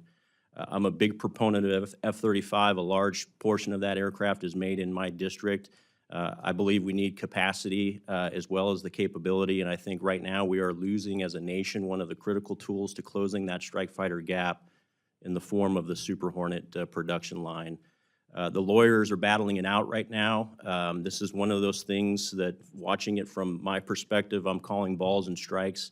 I think the government is overreaching. They're asking for intellectual property from the contractor that is different from tech data packages designed for basic sustainment and repair. I think we are overreaching, and this is one of the things that I think is going to impact the customer being the warfighter and the taxpayer in the form of 20 jets not being put on contract. And so I would encourage you to look into that. The Navy is actively working this with the prime contractor right now. But I think we need some supervision here and just get the lawyers in the room to put a kibosh on this, get a negotiated settlement, and figure out some other means to get that intellectual property. And so I'll end with the question, General Milley. You worked in both administrations. You were very familiar with the conditional withdrawal elements of the Afghanistan situation under both administrations. Do you agree with the assertion that was made earlier in this room that the debacle, the State Department-led debacle out of Afghanistan and the travesty of Abbey Gate, the devastation, the loss of 13 personnel, was the fault of the previous administration? I'm not going to characterize fault or point fingers. I think, as we all know, that the end state was a strategic withdrawal, and when the enemy occupies the capital of the nation that you supported, that's a strategic failure. And there's a lot of lessons to be learned. All of us are learning those lessons. Both Secretary Austin and I have served many years in Afghanistan. I'm deeply personally invested in it and psychologically invested in it. And I can think of no greater tragedy than what happened at Abbey Gate. And I have yet to fully reconcile myself to that entire affair. So I don't want to point fingers or anything. What happened in Afghanistan did not happen in the last 19 days or even the last 19 months. That was a 20-year war. There were decisions made all along the way, which culminated in what the outcome was. And there's many, many lessons to be learned. And I think we're just at the beginning of that lessons learned process, not at the end. Well said. Thank you for your service. If I could, I'd like to thank you, though, personally, on behalf of my wife, really. She's pushed that licensure amendment significantly for years, she and many others. And you and the President and members of Congress brought that home. So thank you very much for that. Thank you, General. Appreciate it. Thank you. Thank you. Next, Mr. Kelmer. Thank you, Chairman, and thank you both for being with us today. I'm hoping to get to two topics. First, as you both know, changes to the military health system have resulted in downsizing at several military treatment facilities, including Naval Hospital Bremerton in my neck of the woods, which recently closed its emergency and its labor and delivery departments. Prior to that downsizing, our area already had challenges accessing care. It had been identified by the Department of Health and Human Services as a high-risk area and a health shortage area. We raised concerns about this prior to the downsizing because of that, and unfortunately, the closures have had a real impact on our region and on service members. I really think that the network analysis that was done was really off. The hiring goals were really off, and this isn't sort of a theoretical conversation. We did a roundtable with submariners in our area who have been unable to receive routine screenings or medical care. That impacts fleet readiness. I met with a pregnant sailor who, due to downsizing at the Naval Hospital, was forced to go to a local hospital, waited 8 hours in the emergency room, in the waiting room, and ultimately miscarried in their waiting room. And these aren't isolated incidents. I bring this to your attention because after several letters and questioning and hearings and meetings with the head of DHA, where we've emphasized the inability of the network to handle the burdens of the closures at the Naval Hospital, the concerns of my community just aren't being heard. And so I want to raise this again and ask you if DOD can direct DHA to review some of that downsizing in underserved areas like Kitsap County. I want to ask you what tools are in place to reassign military and civilian providers to areas where there has been a significant degradation in care that is impacting folks in uniform. And I want to know if there's any plan to reassign providers to areas like Kitsap County where we have seen a significant and frankly dangerous decline in healthcare quality for service members. Well, thank you, sir. I'd just like to start by saying the health and welfare of the force is extremely important to me, and I really appreciate all your support and the support of Congress over the years. We continue to follow congressional intent to, as you know, we were mandated to consolidate military health care under DHA, and of course, there are decisions that have to be made there. And since that decision was made, you know, we faced a global pandemic that put pressure on the workforce across America, the medical workforce across America, and so it made it a bit more difficult to do some things. And so we're facing some of the same challenges that the medical community across the country are facing. But what we're doing about it is we're trying to utilize a variety of tools, including direct hiring authorities. We're exploring bonuses and incentives to hire, to get the right talent in to fill the vacancies that you mentioned. And I will ask our new DHA leader to come in and sit down with you and brief you specifically on Bremerton and what our challenges are and what we're doing about it. So. Secretary, if I could make a quick comment? Please go ahead. On that. In my travels around the military, the number one topic that I get in terms of quality of life, et cetera, is the healthcare system. I was Chief of Staff of the Army, 3.5 years ago. In my first year, this was an issue, and we were asked as chiefs at that time to write an assessment of what we thought of the congressionally mandated consolidation into the DHA. Every one of the chiefs at that time, as I recall, we wrote that this is going to result in significant risk. What we're seeing today, 7 years later, 8 years later, is the fraying. It's not broken, but we're seeing the fraying of the defense healthcare system, which is one of the biggest healthcare systems in America. And that's really cause for concern. And it's the number one issue that's on a lot of soldiers, sailors, airmen, Marines' minds and their families. It's a big deal. I think acknowledging that, we are seeing that. Yep. We're seeing that in our area. And I plea with you to take a look at what's happening in our region, to look at the impact on readiness, on sailors and on their families. Because I don't, sitting across from a sailor who miscarried after waiting for 8 hours to get care, this is just not acceptable, and we've got to do better for these folks who are stepping up for our country. So, thank you, Chairman. I yield back. Great. I agree with the gentleman. We need to do a deep dive on that, see what we can do to improve this immediately. Next, Mr. Diaz-Balart. Thank you very much, Mr. Chairman.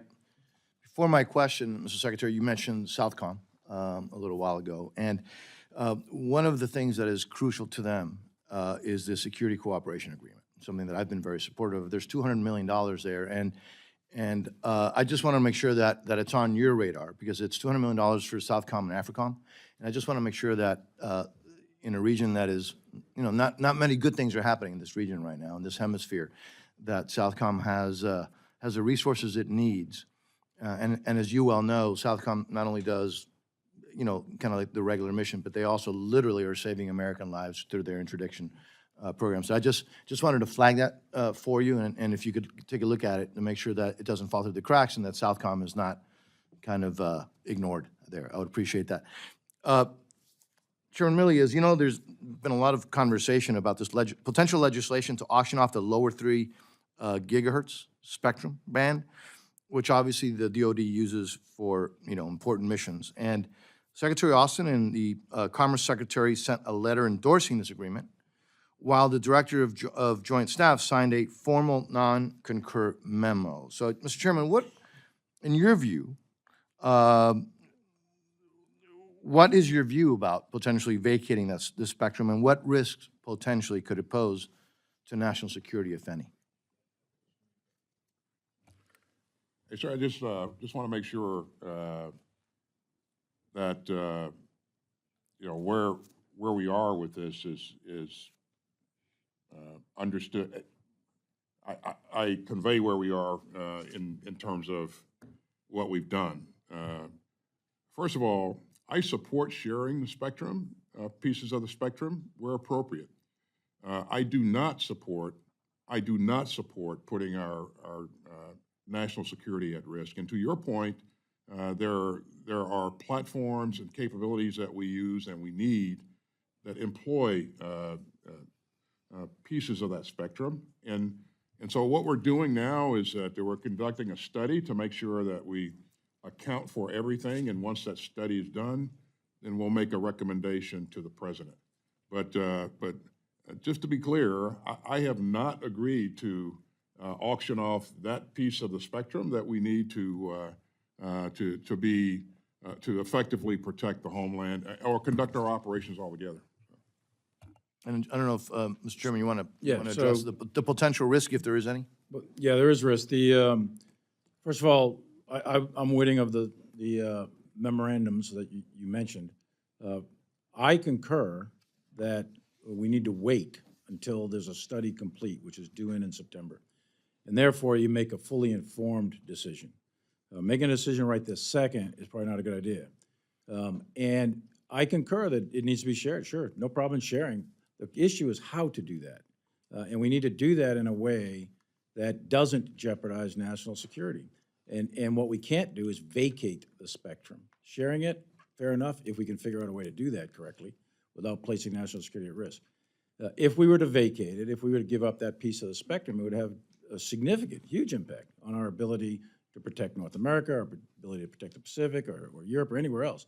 That is the part of the spectrum that we use for radars and communications and our ships and navigation and so on and so forth. So it wouldn't be good if we didn't have access to that part of the spectrum. So there's a study ongoing. That study's due in September.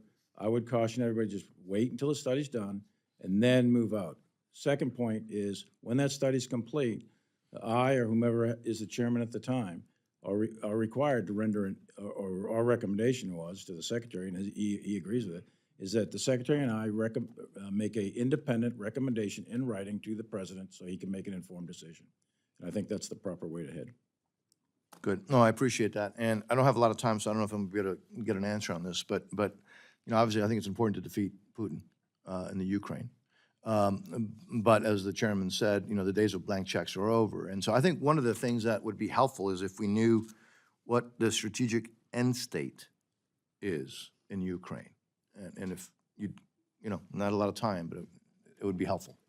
The president was very clear, actually, with the strategic end state at the very beginning of this thing. He said it to myself and Secretary Austin and many others. He's also said it many, many times in public forums and in speeches. It's very clear. The strategic end state is the global rules-based international order that was put in place in 1945 is upheld. How do you do that? How do you know you've achieved that end state? You achieve that end state when Ukraine remains a free, sovereign, independent country with the territory intact.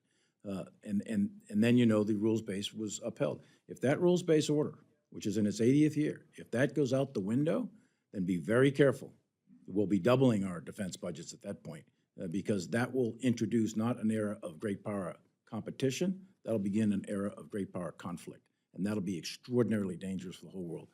Ukraine is a fight for Ukraine that's existential for Ukraine, but for the rest of us, it's a much bigger and important national interest that's fundamental to the United States, to Europe, and global security. Thank you. I yield back, Mr. Chairman. Thank you. Mr. Joyce. Mr. Joyce. Thank you, Mr. Chairman. Appreciate it. Gentlemen, thank you for your service to our country and for being here today. The United States has a vested national security interest in taking decisive action to reduce our dependence upon China, particularly as it relates to military readiness.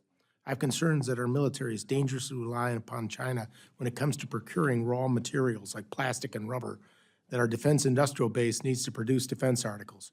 We must have a whole-of-government strategy in place to free our military from relying upon goods coming from Communist China as soon as physically possible. In FY23 Defense Appropriation Bill, I worked to include language directing the Department of Defense to issue a report outlining the department's increase of domestic sourcing of plastic and plastic alternatives. Secretary Austin, do you have an update on the status of this report or an expectation when this report will be made available to Congress? I'm sorry, sir, I missed An increase from the production of plastic, domestic sourcing of plastic or plastic alternatives for the defense industry? I'll take that question for the record, sir, and get back to you. But I would like to tell you some of the things that we are doing along the lines of strengthening our supply chains and making sure that we onshore capability. Because I absolutely agree with you. This needs to be a whole of government effort. I want to thank you and the rest of Congress for what you've done for the CHIPS, in support of the CHIPS Act. I think that'll make a really big difference. In this budget, we're asking you for $2.6 billion to invest in microelectronics. We're investing $125 million in batteries and electronics. We're going after critical minerals, and you know, I've asked for $253 million to be focused on that as well. And things like casting and forging, $177 million for that.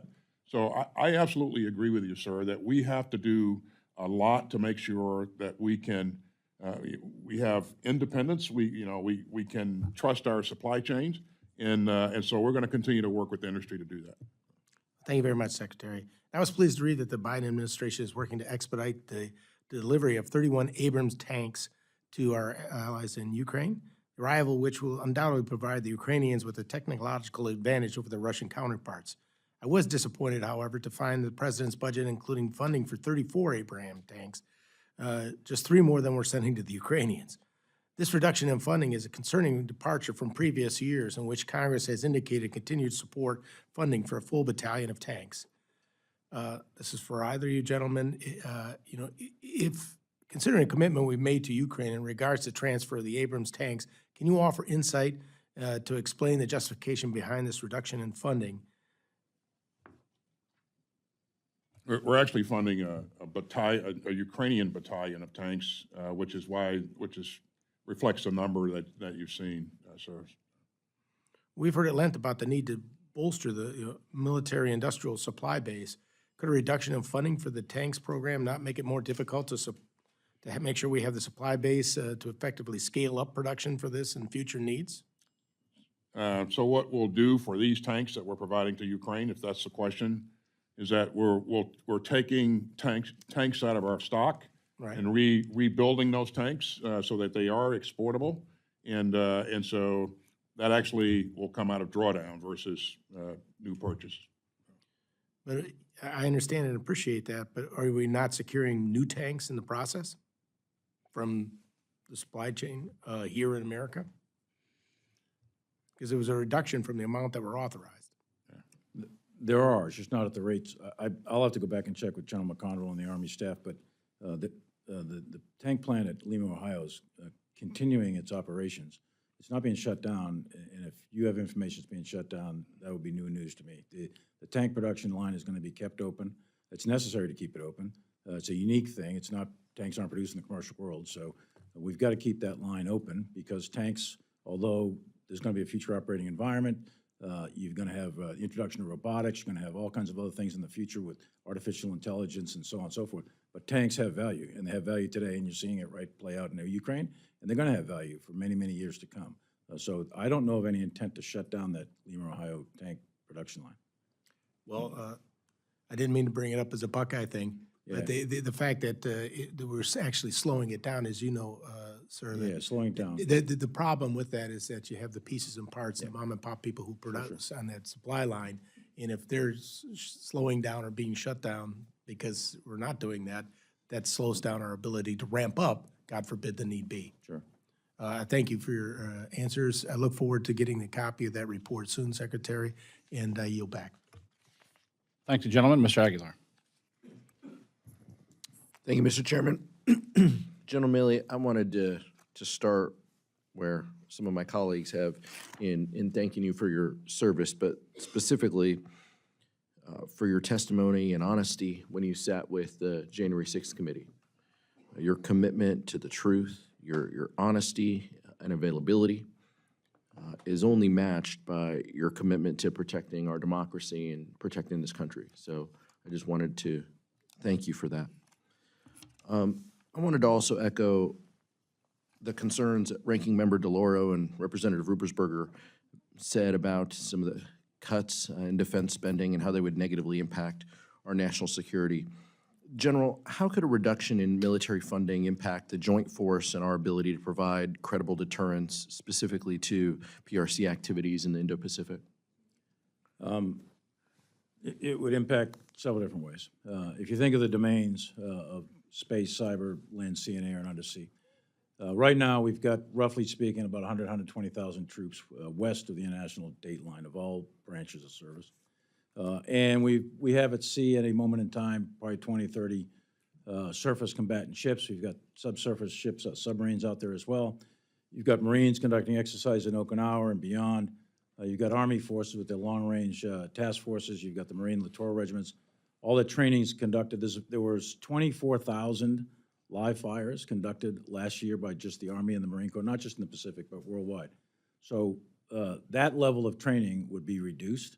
That level of operational tempo would be reduced, and that level of what Secretary Austin has in the National Defense Strategy of day-to-day campaigning, if you will, which acts as a great deterrent. So I think if you reduce all that, you're going to force us to reduce our op tempo, force us to do less Taiwan Straits transits, less freedom of navigation, less patrolling of the air, less ISR.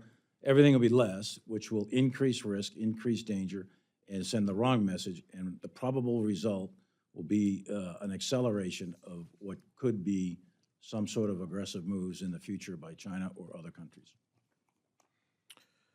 Secretary Austin, I wanted to thank both you and the General for your work in addressing domestic violent extremism in the department. In December of '22, the Inspector General released a report that, among other things, talked about the effectiveness of policy and programs to prevent and respond to supremacist and extremist activity in the military. The report found 200 allegations of prohibited activity, including 146 allegations of supremacist and extremist activities. On its face, this is a concerning number, but the IG report also stated that the department had decentralized and non-standardized systems to collect and track this data. For example, one of the quotes in the report was that the Army's total allegation data does not reflect its total number of allegations, just the total number of allegations with a follow-on status. What steps has the department taken, Mr. Secretary, to standardize the collection of allegations of extremism by service members since the release of that report? Well, we continue to make sure that our leadership is doing the right thing to first of all, our troops understand how to recognize certain types of behavior, what's acceptable, what's not acceptable, what the military won't tolerate, and I think that's a first step in making sure that that we're doing the right things.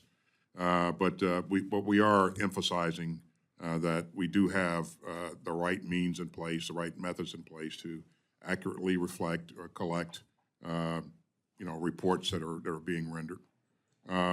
And I would also say that, you've heard me say this before, 99.9% of our troops are doing the right thing each and every day. They're focused on accomplishing their mission. Our leaders are focused on their task at hand, their missions. And you don't get to be a ready force, the ready force that we are, that the chairman described, unless your leaders are focused on the right things. And while, making sure that we don't have extremist behavior in our ranks is important, it is not, it hasn't consumed the force, a focus on this. It just enables us to do the things that we're supposed to do, and it makes us better. So. And allows us to look at tools to help make the force better, correct? Right. General, any other thoughts? Yeah, in the year you're talking about, 183 out of 2.1 million were referred for extremist behavior. And we have means and mechanisms that can discipline the force that are not necessarily available in civil society. We're a very disciplined force. We don't tolerate extremism of any kind, left, right, in between. It doesn't matter. No extremists in the ranks, period. We're not a political military. We're an apolitical military, and we intend to stay that way. So there's no extremism tolerated. When we find it, we discover it, we refer it, and we take appropriate disciplinary action. And as the Secretary said, out of that 2.1 million, 99.9.9.9 are in there every single day trying to do the right thing for the right reasons to protect this country. And they wake up every morning, try to better themselves, better the unit, and better this country.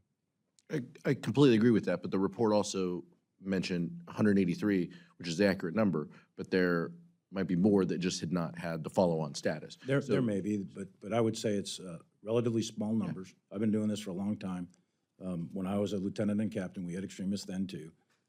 Secretary Austin, when he was a young officer, he had some experiences at Fort Bragg with extremists. So this isn't something new. We discipline the force. We don't tolerate it. When we find it, we punish it, we get it out. But that shouldn't smear the entire force. This force is a disciplined, dedicated, patriotic force that loves America and will fight and die for it. I agree. Thank you, Mr. Chairman. Thank you, Mr. Chairman, and congratulations on your accession to your position. Welcome to our subcommittee, Secretary Austin and General Milley. General Milley, thank you for your service to our country. Both of you have distinguished yourselves in your service. I'm very proud of both you, and I know my constituents are too. I wanted to say my top priority is Ukraine right now. And Mr. Chairman, I'm sure you'll have a closed-door session on that before we move into markup. But I just wanted to request that, if possible. General Milley, as a follow-up to the Liberty Road Initiative, I would greatly appreciate an individual we could work with on your staff somewhere in the rather large staffing at the Department of Defense. We've been unable to do that effectively. Then I wanted to follow up on something Congressman Cuellar talked about, the severe illicit narcotics activity that is really destabilizing in his region and frankly having an impact across our country. And I just wanted to put on the record for those who are listening, there's a great book called Dreamland by Sam Quinones, and who tracks the economics of what's going on following the passage of NAFTA in 1993 and the wipeout of the Mexican white corn market, and the springing up in all those places, Jalisco, Tamaulipas, et cetera, of the planting of heroin and moving into other drugs. It's quite sobering to read, and I just place that on the record for those who really care about this. Until we solve that, the abject poverty that resulted from that, we're not going to solve the problem, and I don't know if the government of Mexico is capable of solving it.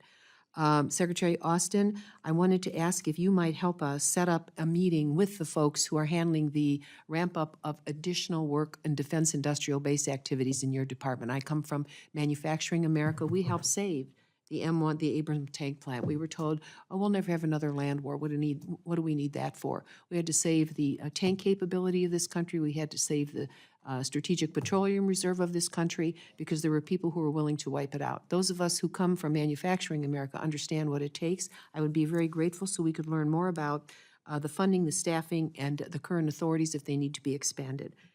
Thank you for listening to that. And finally, for either gentleman today, in terms of hybrid warfare, I'm very interested in more detail on the impact of the internet on communications and how U.S. forces are working to overcome communication problems with host nations and the impact that the internet is having on creating disruptive activities, false information, and so forth. That I'd like to know more detail about that as we move forward in terms of meeting threats to our security globally. Well, thank you, and thanks for all your support. And certainly, I'll make sure my staff reaches out to yours, and we provide you access to the people who are working on these issues with the industrial base for us. We have a manufacturing task force here, sir, on the House side. We're very interested. Sure. Thank you. With respect to the internet and information, how information impacts operations. We've seen over the years that in terms of transnational terrorist activity, people that have been recruited and actually encouraged to take action over the internet and radicalized over the internet. That kind of thing continues to we continue to see that. But even in a kind of a conventional fight, there's still a lot of activity that adversaries will put on the internet to create a number of different types of effects, and we see this, as you know, with the Ukraine-Russia conflict, and we have to be we have to be active in that space, and we also have to enable our partners to be active in that space. So this is really important to us, and it will continue to evolve, and so there's significant activity in those spaces, and they do directly affect the fight. And let me see if Mark wants to add anything. Yeah, Congresswoman, first on the Liberty Road thing, I'll circle back with you and make sure that we're closing loops on that whole project. And I was very proud to be there with you and as part of that over in Poland. On the communications piece, communications is fundamental, obviously, to the conduct of military operations. It is one of the key pieces of our joint warfighting concept, which will be doctrine here this summer. The JADC2 piece is part of that. So our from a defensive standpoint, our communication systems have got to become more resilient and less susceptible to either jamming or spoofing or any other kind of interference or intercepting and collecting off of our signal systems. I think we're pretty good, but we need to get better. In terms of broader implications, the social media and in the advent of social media, if you think about it, the iPhone just came out in 2008. So we are really at the beginning of a proliferation of all kinds of information, all kinds of platforms out there that can spew all kinds of accurate data and inaccurate data. And that's something that we all have to come to grips with because there's a lot of stuff out there in the internet and social media that is false. And we have to be wary of that because of misinformation, disinformation, propaganda. We know factually that adversary states are using bots on a very frequent basis to try to influence our elections, influence elections in Europe, influence elections in other countries, undermine, create divisiveness. Where there's already divisiveness in a society, adversary states may try to pour on with social media and make it worse, even though it's just a single person in a foreign city who's doing this through some means and mechanisms. But they can take a single issue and blow it up and make it much more divisive than it would have been otherwise. So there's a lot of issues with social media and how it's being used for information transmission, disinformation transmission, and I think there's a lot of things that we have to come to grips with. From a military standpoint, though, for us, it's really just a communication system that we need to build, make it resilient, so that we can effectively command, control, and coordinate during combat operations. Thank you. Thank you, John. Ladies' time has expired. Mr. Rogers. Thank you, Mr. Chairman. Gentlemen, thank you for your service to the country, a lifetime of service, and we thank you very much. Let me bring up a topic that's the elephant in the room, and that's competition with China. How do you assess the Chinese president's visit to Moscow recently, and how does that play in the larger world stage on our competition with China? Mr. Secretary.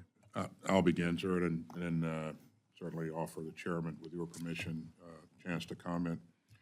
Certainly, this is it's troubling to see that Putin attacked his neighbor in an unprecedented way and seeks to change the border and access his neighbor's property or sovereign territory. So Xi's visit to Putin and remaining there for a couple of days, I think, sends a very troubling message, a message of support. We don't see them providing any material support to Russia right now, but we're watching this very, very closely. If they were to go down that path, I think it would be very troubling for the international community. But certainly, just showing support by his presence there, I think, is very troubling. I think that it's been described as a marriage of convenience. Putin doesn't have any allies or partners that he can turn to in the international community, and so China is willing to continue to develop that relationship. That's very, very interesting. But it's troubling that what we've seen. Again, it will be even more troubling if Xi decides to provide material support to Russia. It would prolong the conflict and certainly broaden the conflict potentially, not only in the region but globally. General? So, Congressman Rogers, thanks for the question. Look at, China is a serious, probably the most serious geostrategic adversary the United States is facing today and will be facing through mid-century and perhaps the entire century. And if you were a historian in the year, a century from now, the story of this century will likely be, the geostrategic story is going to likely be what was the relationship between the United States and China? Did it end up in a war or not? And I think that we need to be really careful as we go forward to make sure that our military and our capabilities are way stronger than anything China can field.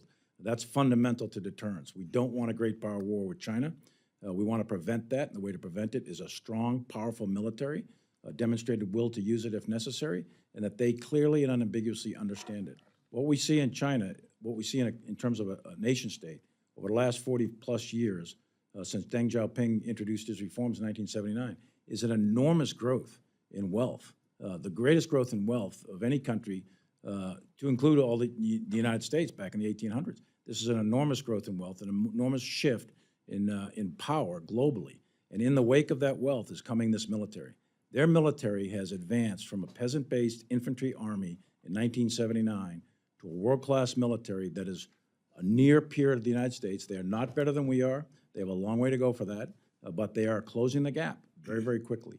It is incumbent upon us to make sure that we remain number one at all times. That will help keep the peace. If we somehow fall behind, that'll become very dangerous, in my opinion. So the goal, sir, is to deter China from making an ill-advised decision going forward. And you've heard me say a number of times that I don't think a military action against Taiwan is either imminent or unavoidable. I think that that the way that we keep things in the right place is to make sure that we're able to talk to each other. You've seen me reach out a number of times to my counterpart. I'll continue to do that. I think military leaders should be able to talk to each other, to manage escalation, and to determine intent, and a number of other things. But I think this communication is really, really important. So again, I do not think that military action is imminent, but certainly, as the chairman pointed out, we have to make sure that we remain a combat credible force, and we'll do everything within our power to make sure we do that. Well, in the question of competition with China, undoubtedly, we are at a crucial moment here. We are beginning to lose our critical competitive edge in multiple domains. I'm interested to know, in your budget request, what is needed to reverse this trend that we're on? Well, you see us, number one, investing in our posture, and so the Pacific Deterrence Initiative, we've allocated or requested for that initiative some $9.1 billion this year. That's a 40% increase over what we asked for last year. That will help us, improve infrastructure that provides us the ability to position our troops forward in theater so that we can deter much further forward. You've seen us ask for $61 billion to support and maintain our dominance in the air domain, $48 billion in combat effective naval forces, and some $13+ billion for our effective ground forces. And we're investing in the capabilities that support our warfighting concepts that support our strategy. So there's a lot in this budget that's focused on this particular challenge. And again, we will continue to invest in the years going forward to build upon the things that we're asking for today and doing today in theater. Thank you, Mr. Chairman. Thank you. Mr. Stewart. Gentlemen, thank you for being here. I have three things I want to talk about briefly, but I'm going to have to go fairly quickly through them if I could in the time allowed. Chairman Milley, I want to follow up with something you said and just try to add some clarity to it. When we talk about, and I want you to know, in fairness, I'm one of the members who is becoming more and more concerned about our efforts in Ukraine and where that actually leads us. And have we applied any of the lessons of the last 20 years, and can we apply those to Ukraine?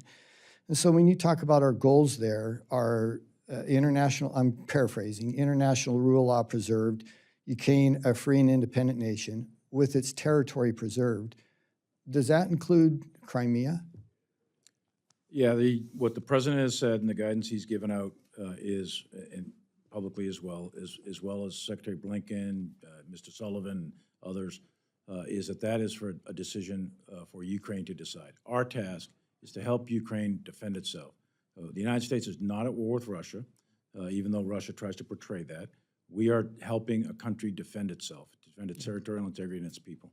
Well, and I think that's where this becomes a very different situation for us, and I would say a very much more dangerous situation. If we say our goal is to reclaim all of the Eastern Donetsk region, and then including Crimea and including the land bridge, the evidence and the intelligence and experience is really clear that is a very, very different thing than what we're talking about. And I've said that publicly, that goal, which is really a maximalist goal set by President Zelensky publicly, that is an extraordinarily difficult goal to achieve militarily. And I appreciate that, and we'll have more time to talk about that.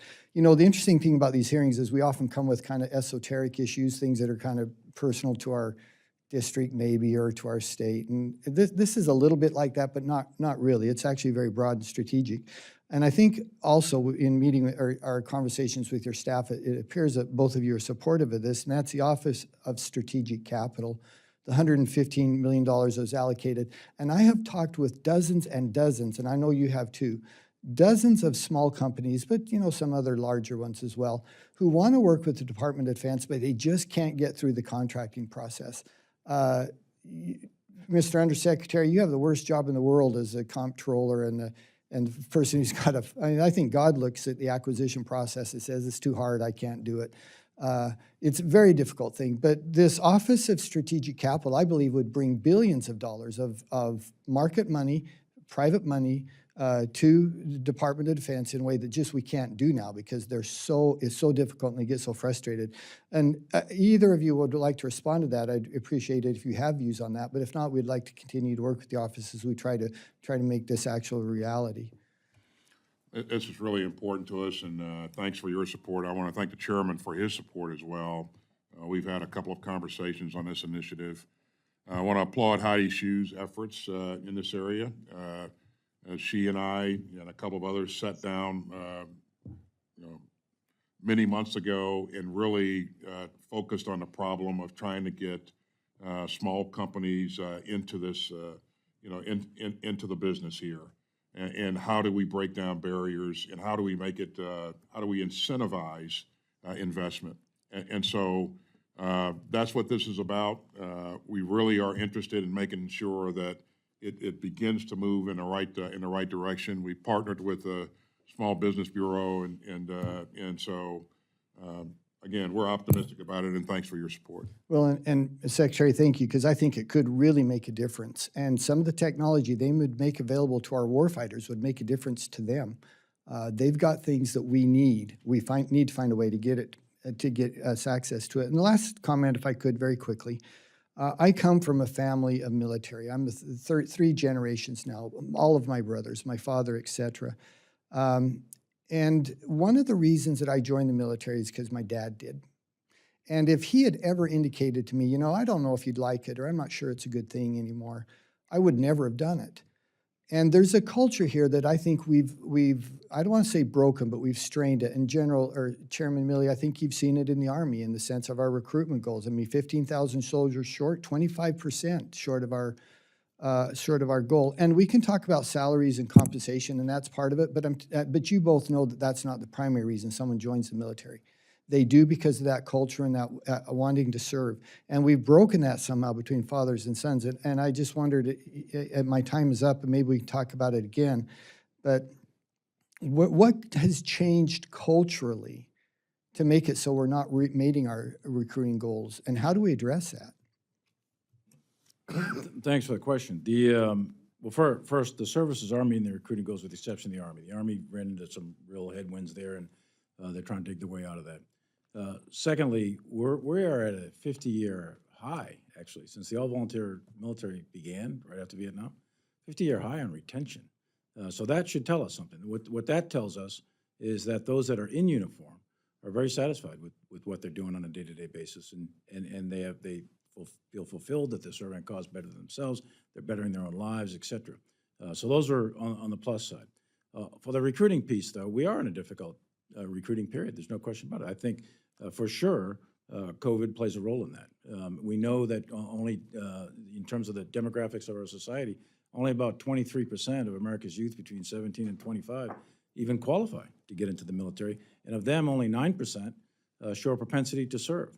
We know that about 78% of those of us in uniform have military family members in uniform, like yourself. Both my mother and father served in World War II, and grandparents before them, uncles, brothers, sisters, cousins, all of them served at one time or another. And that's true with you, that's true with Secretary Austin, that's true with many of us in this room. So 78% of those that have familiarity with the military tend to join the military. So contact time, familiarity with the military, meeting troops, et cetera. We also know that the Army did a study, and I don't know if it's been made available or not, but I was briefed on it, and one of the things in the study that comes out in terms of a barrier to join for kids coming out of high school, et cetera, is the fear of being injured or the fear of getting hurt, PTSD. There's a lot of stuff out there about rape, sexual assault, sexual harassment. Those sorts of things are out there that have mischaracterized, actually, the military in many, many ways. And so it creates a little barrier for those that are considering joining. In addition to that, there's probably about 20 or 30 factors. But I think one of the biggest ones, actually, is the lack of kids going to school in the last couple of years has prevented our recruiters from getting into high schools and having contact time. And we know right off the bat that drops recruiting rates if you don't have contact time with recruiters. There's a lot of reasons. I wouldn't say that there's one particular reason. There's a lot of reasons why it's challenging right now. But those that are coming into service are doing it for the same reasons that you did, which is to serve your country, serve a cause greater than yourself, try to better yourself, develop certain skills. They're coming in for certain pays and benefits, to be sure, but no one comes in the military just for the money. That's not why you come in. You come in to serve your country, protect the Constitution, and hand it off to the next generation. And thanks for your service, sir. Thanks, gentlemen. Ranking Member McCollum, you have any closing statement? Thank you, Mr. Chair. I'm going to submit a few questions for the record on climate change and resilience and Arctic resources. Thank you both for your testimony, and I think it was well said by Congressman Stewart to talk about family and service. My family goes back on both sides to the Revolutionary War, but now we've had a gap in this generation. So there is something that we need to do to make sure people embrace and being welcome. So thank you very much, Mr. Chair, for your courtesy and for the way everybody got their questions in. Yeah, also want to thank both of you for your service. General, we've known each other for many years and ran each other over the years. I'm sure we'll continue to know each other. I respect your service, and I'm sure we'll be working closely together until you run through the tape in September. So thank you again for your service. Obviously, I'm concerned about this budget. I made that clear. I think we're going to work together to plus this up somewhat to make sure we meet the requirements. We'll be working with our colleagues both here on the other side of the aisle and in the Senate to see if we can come up with a number that will meet the needs to protect this country and lead it into the future. So thank you, and we are adjourned.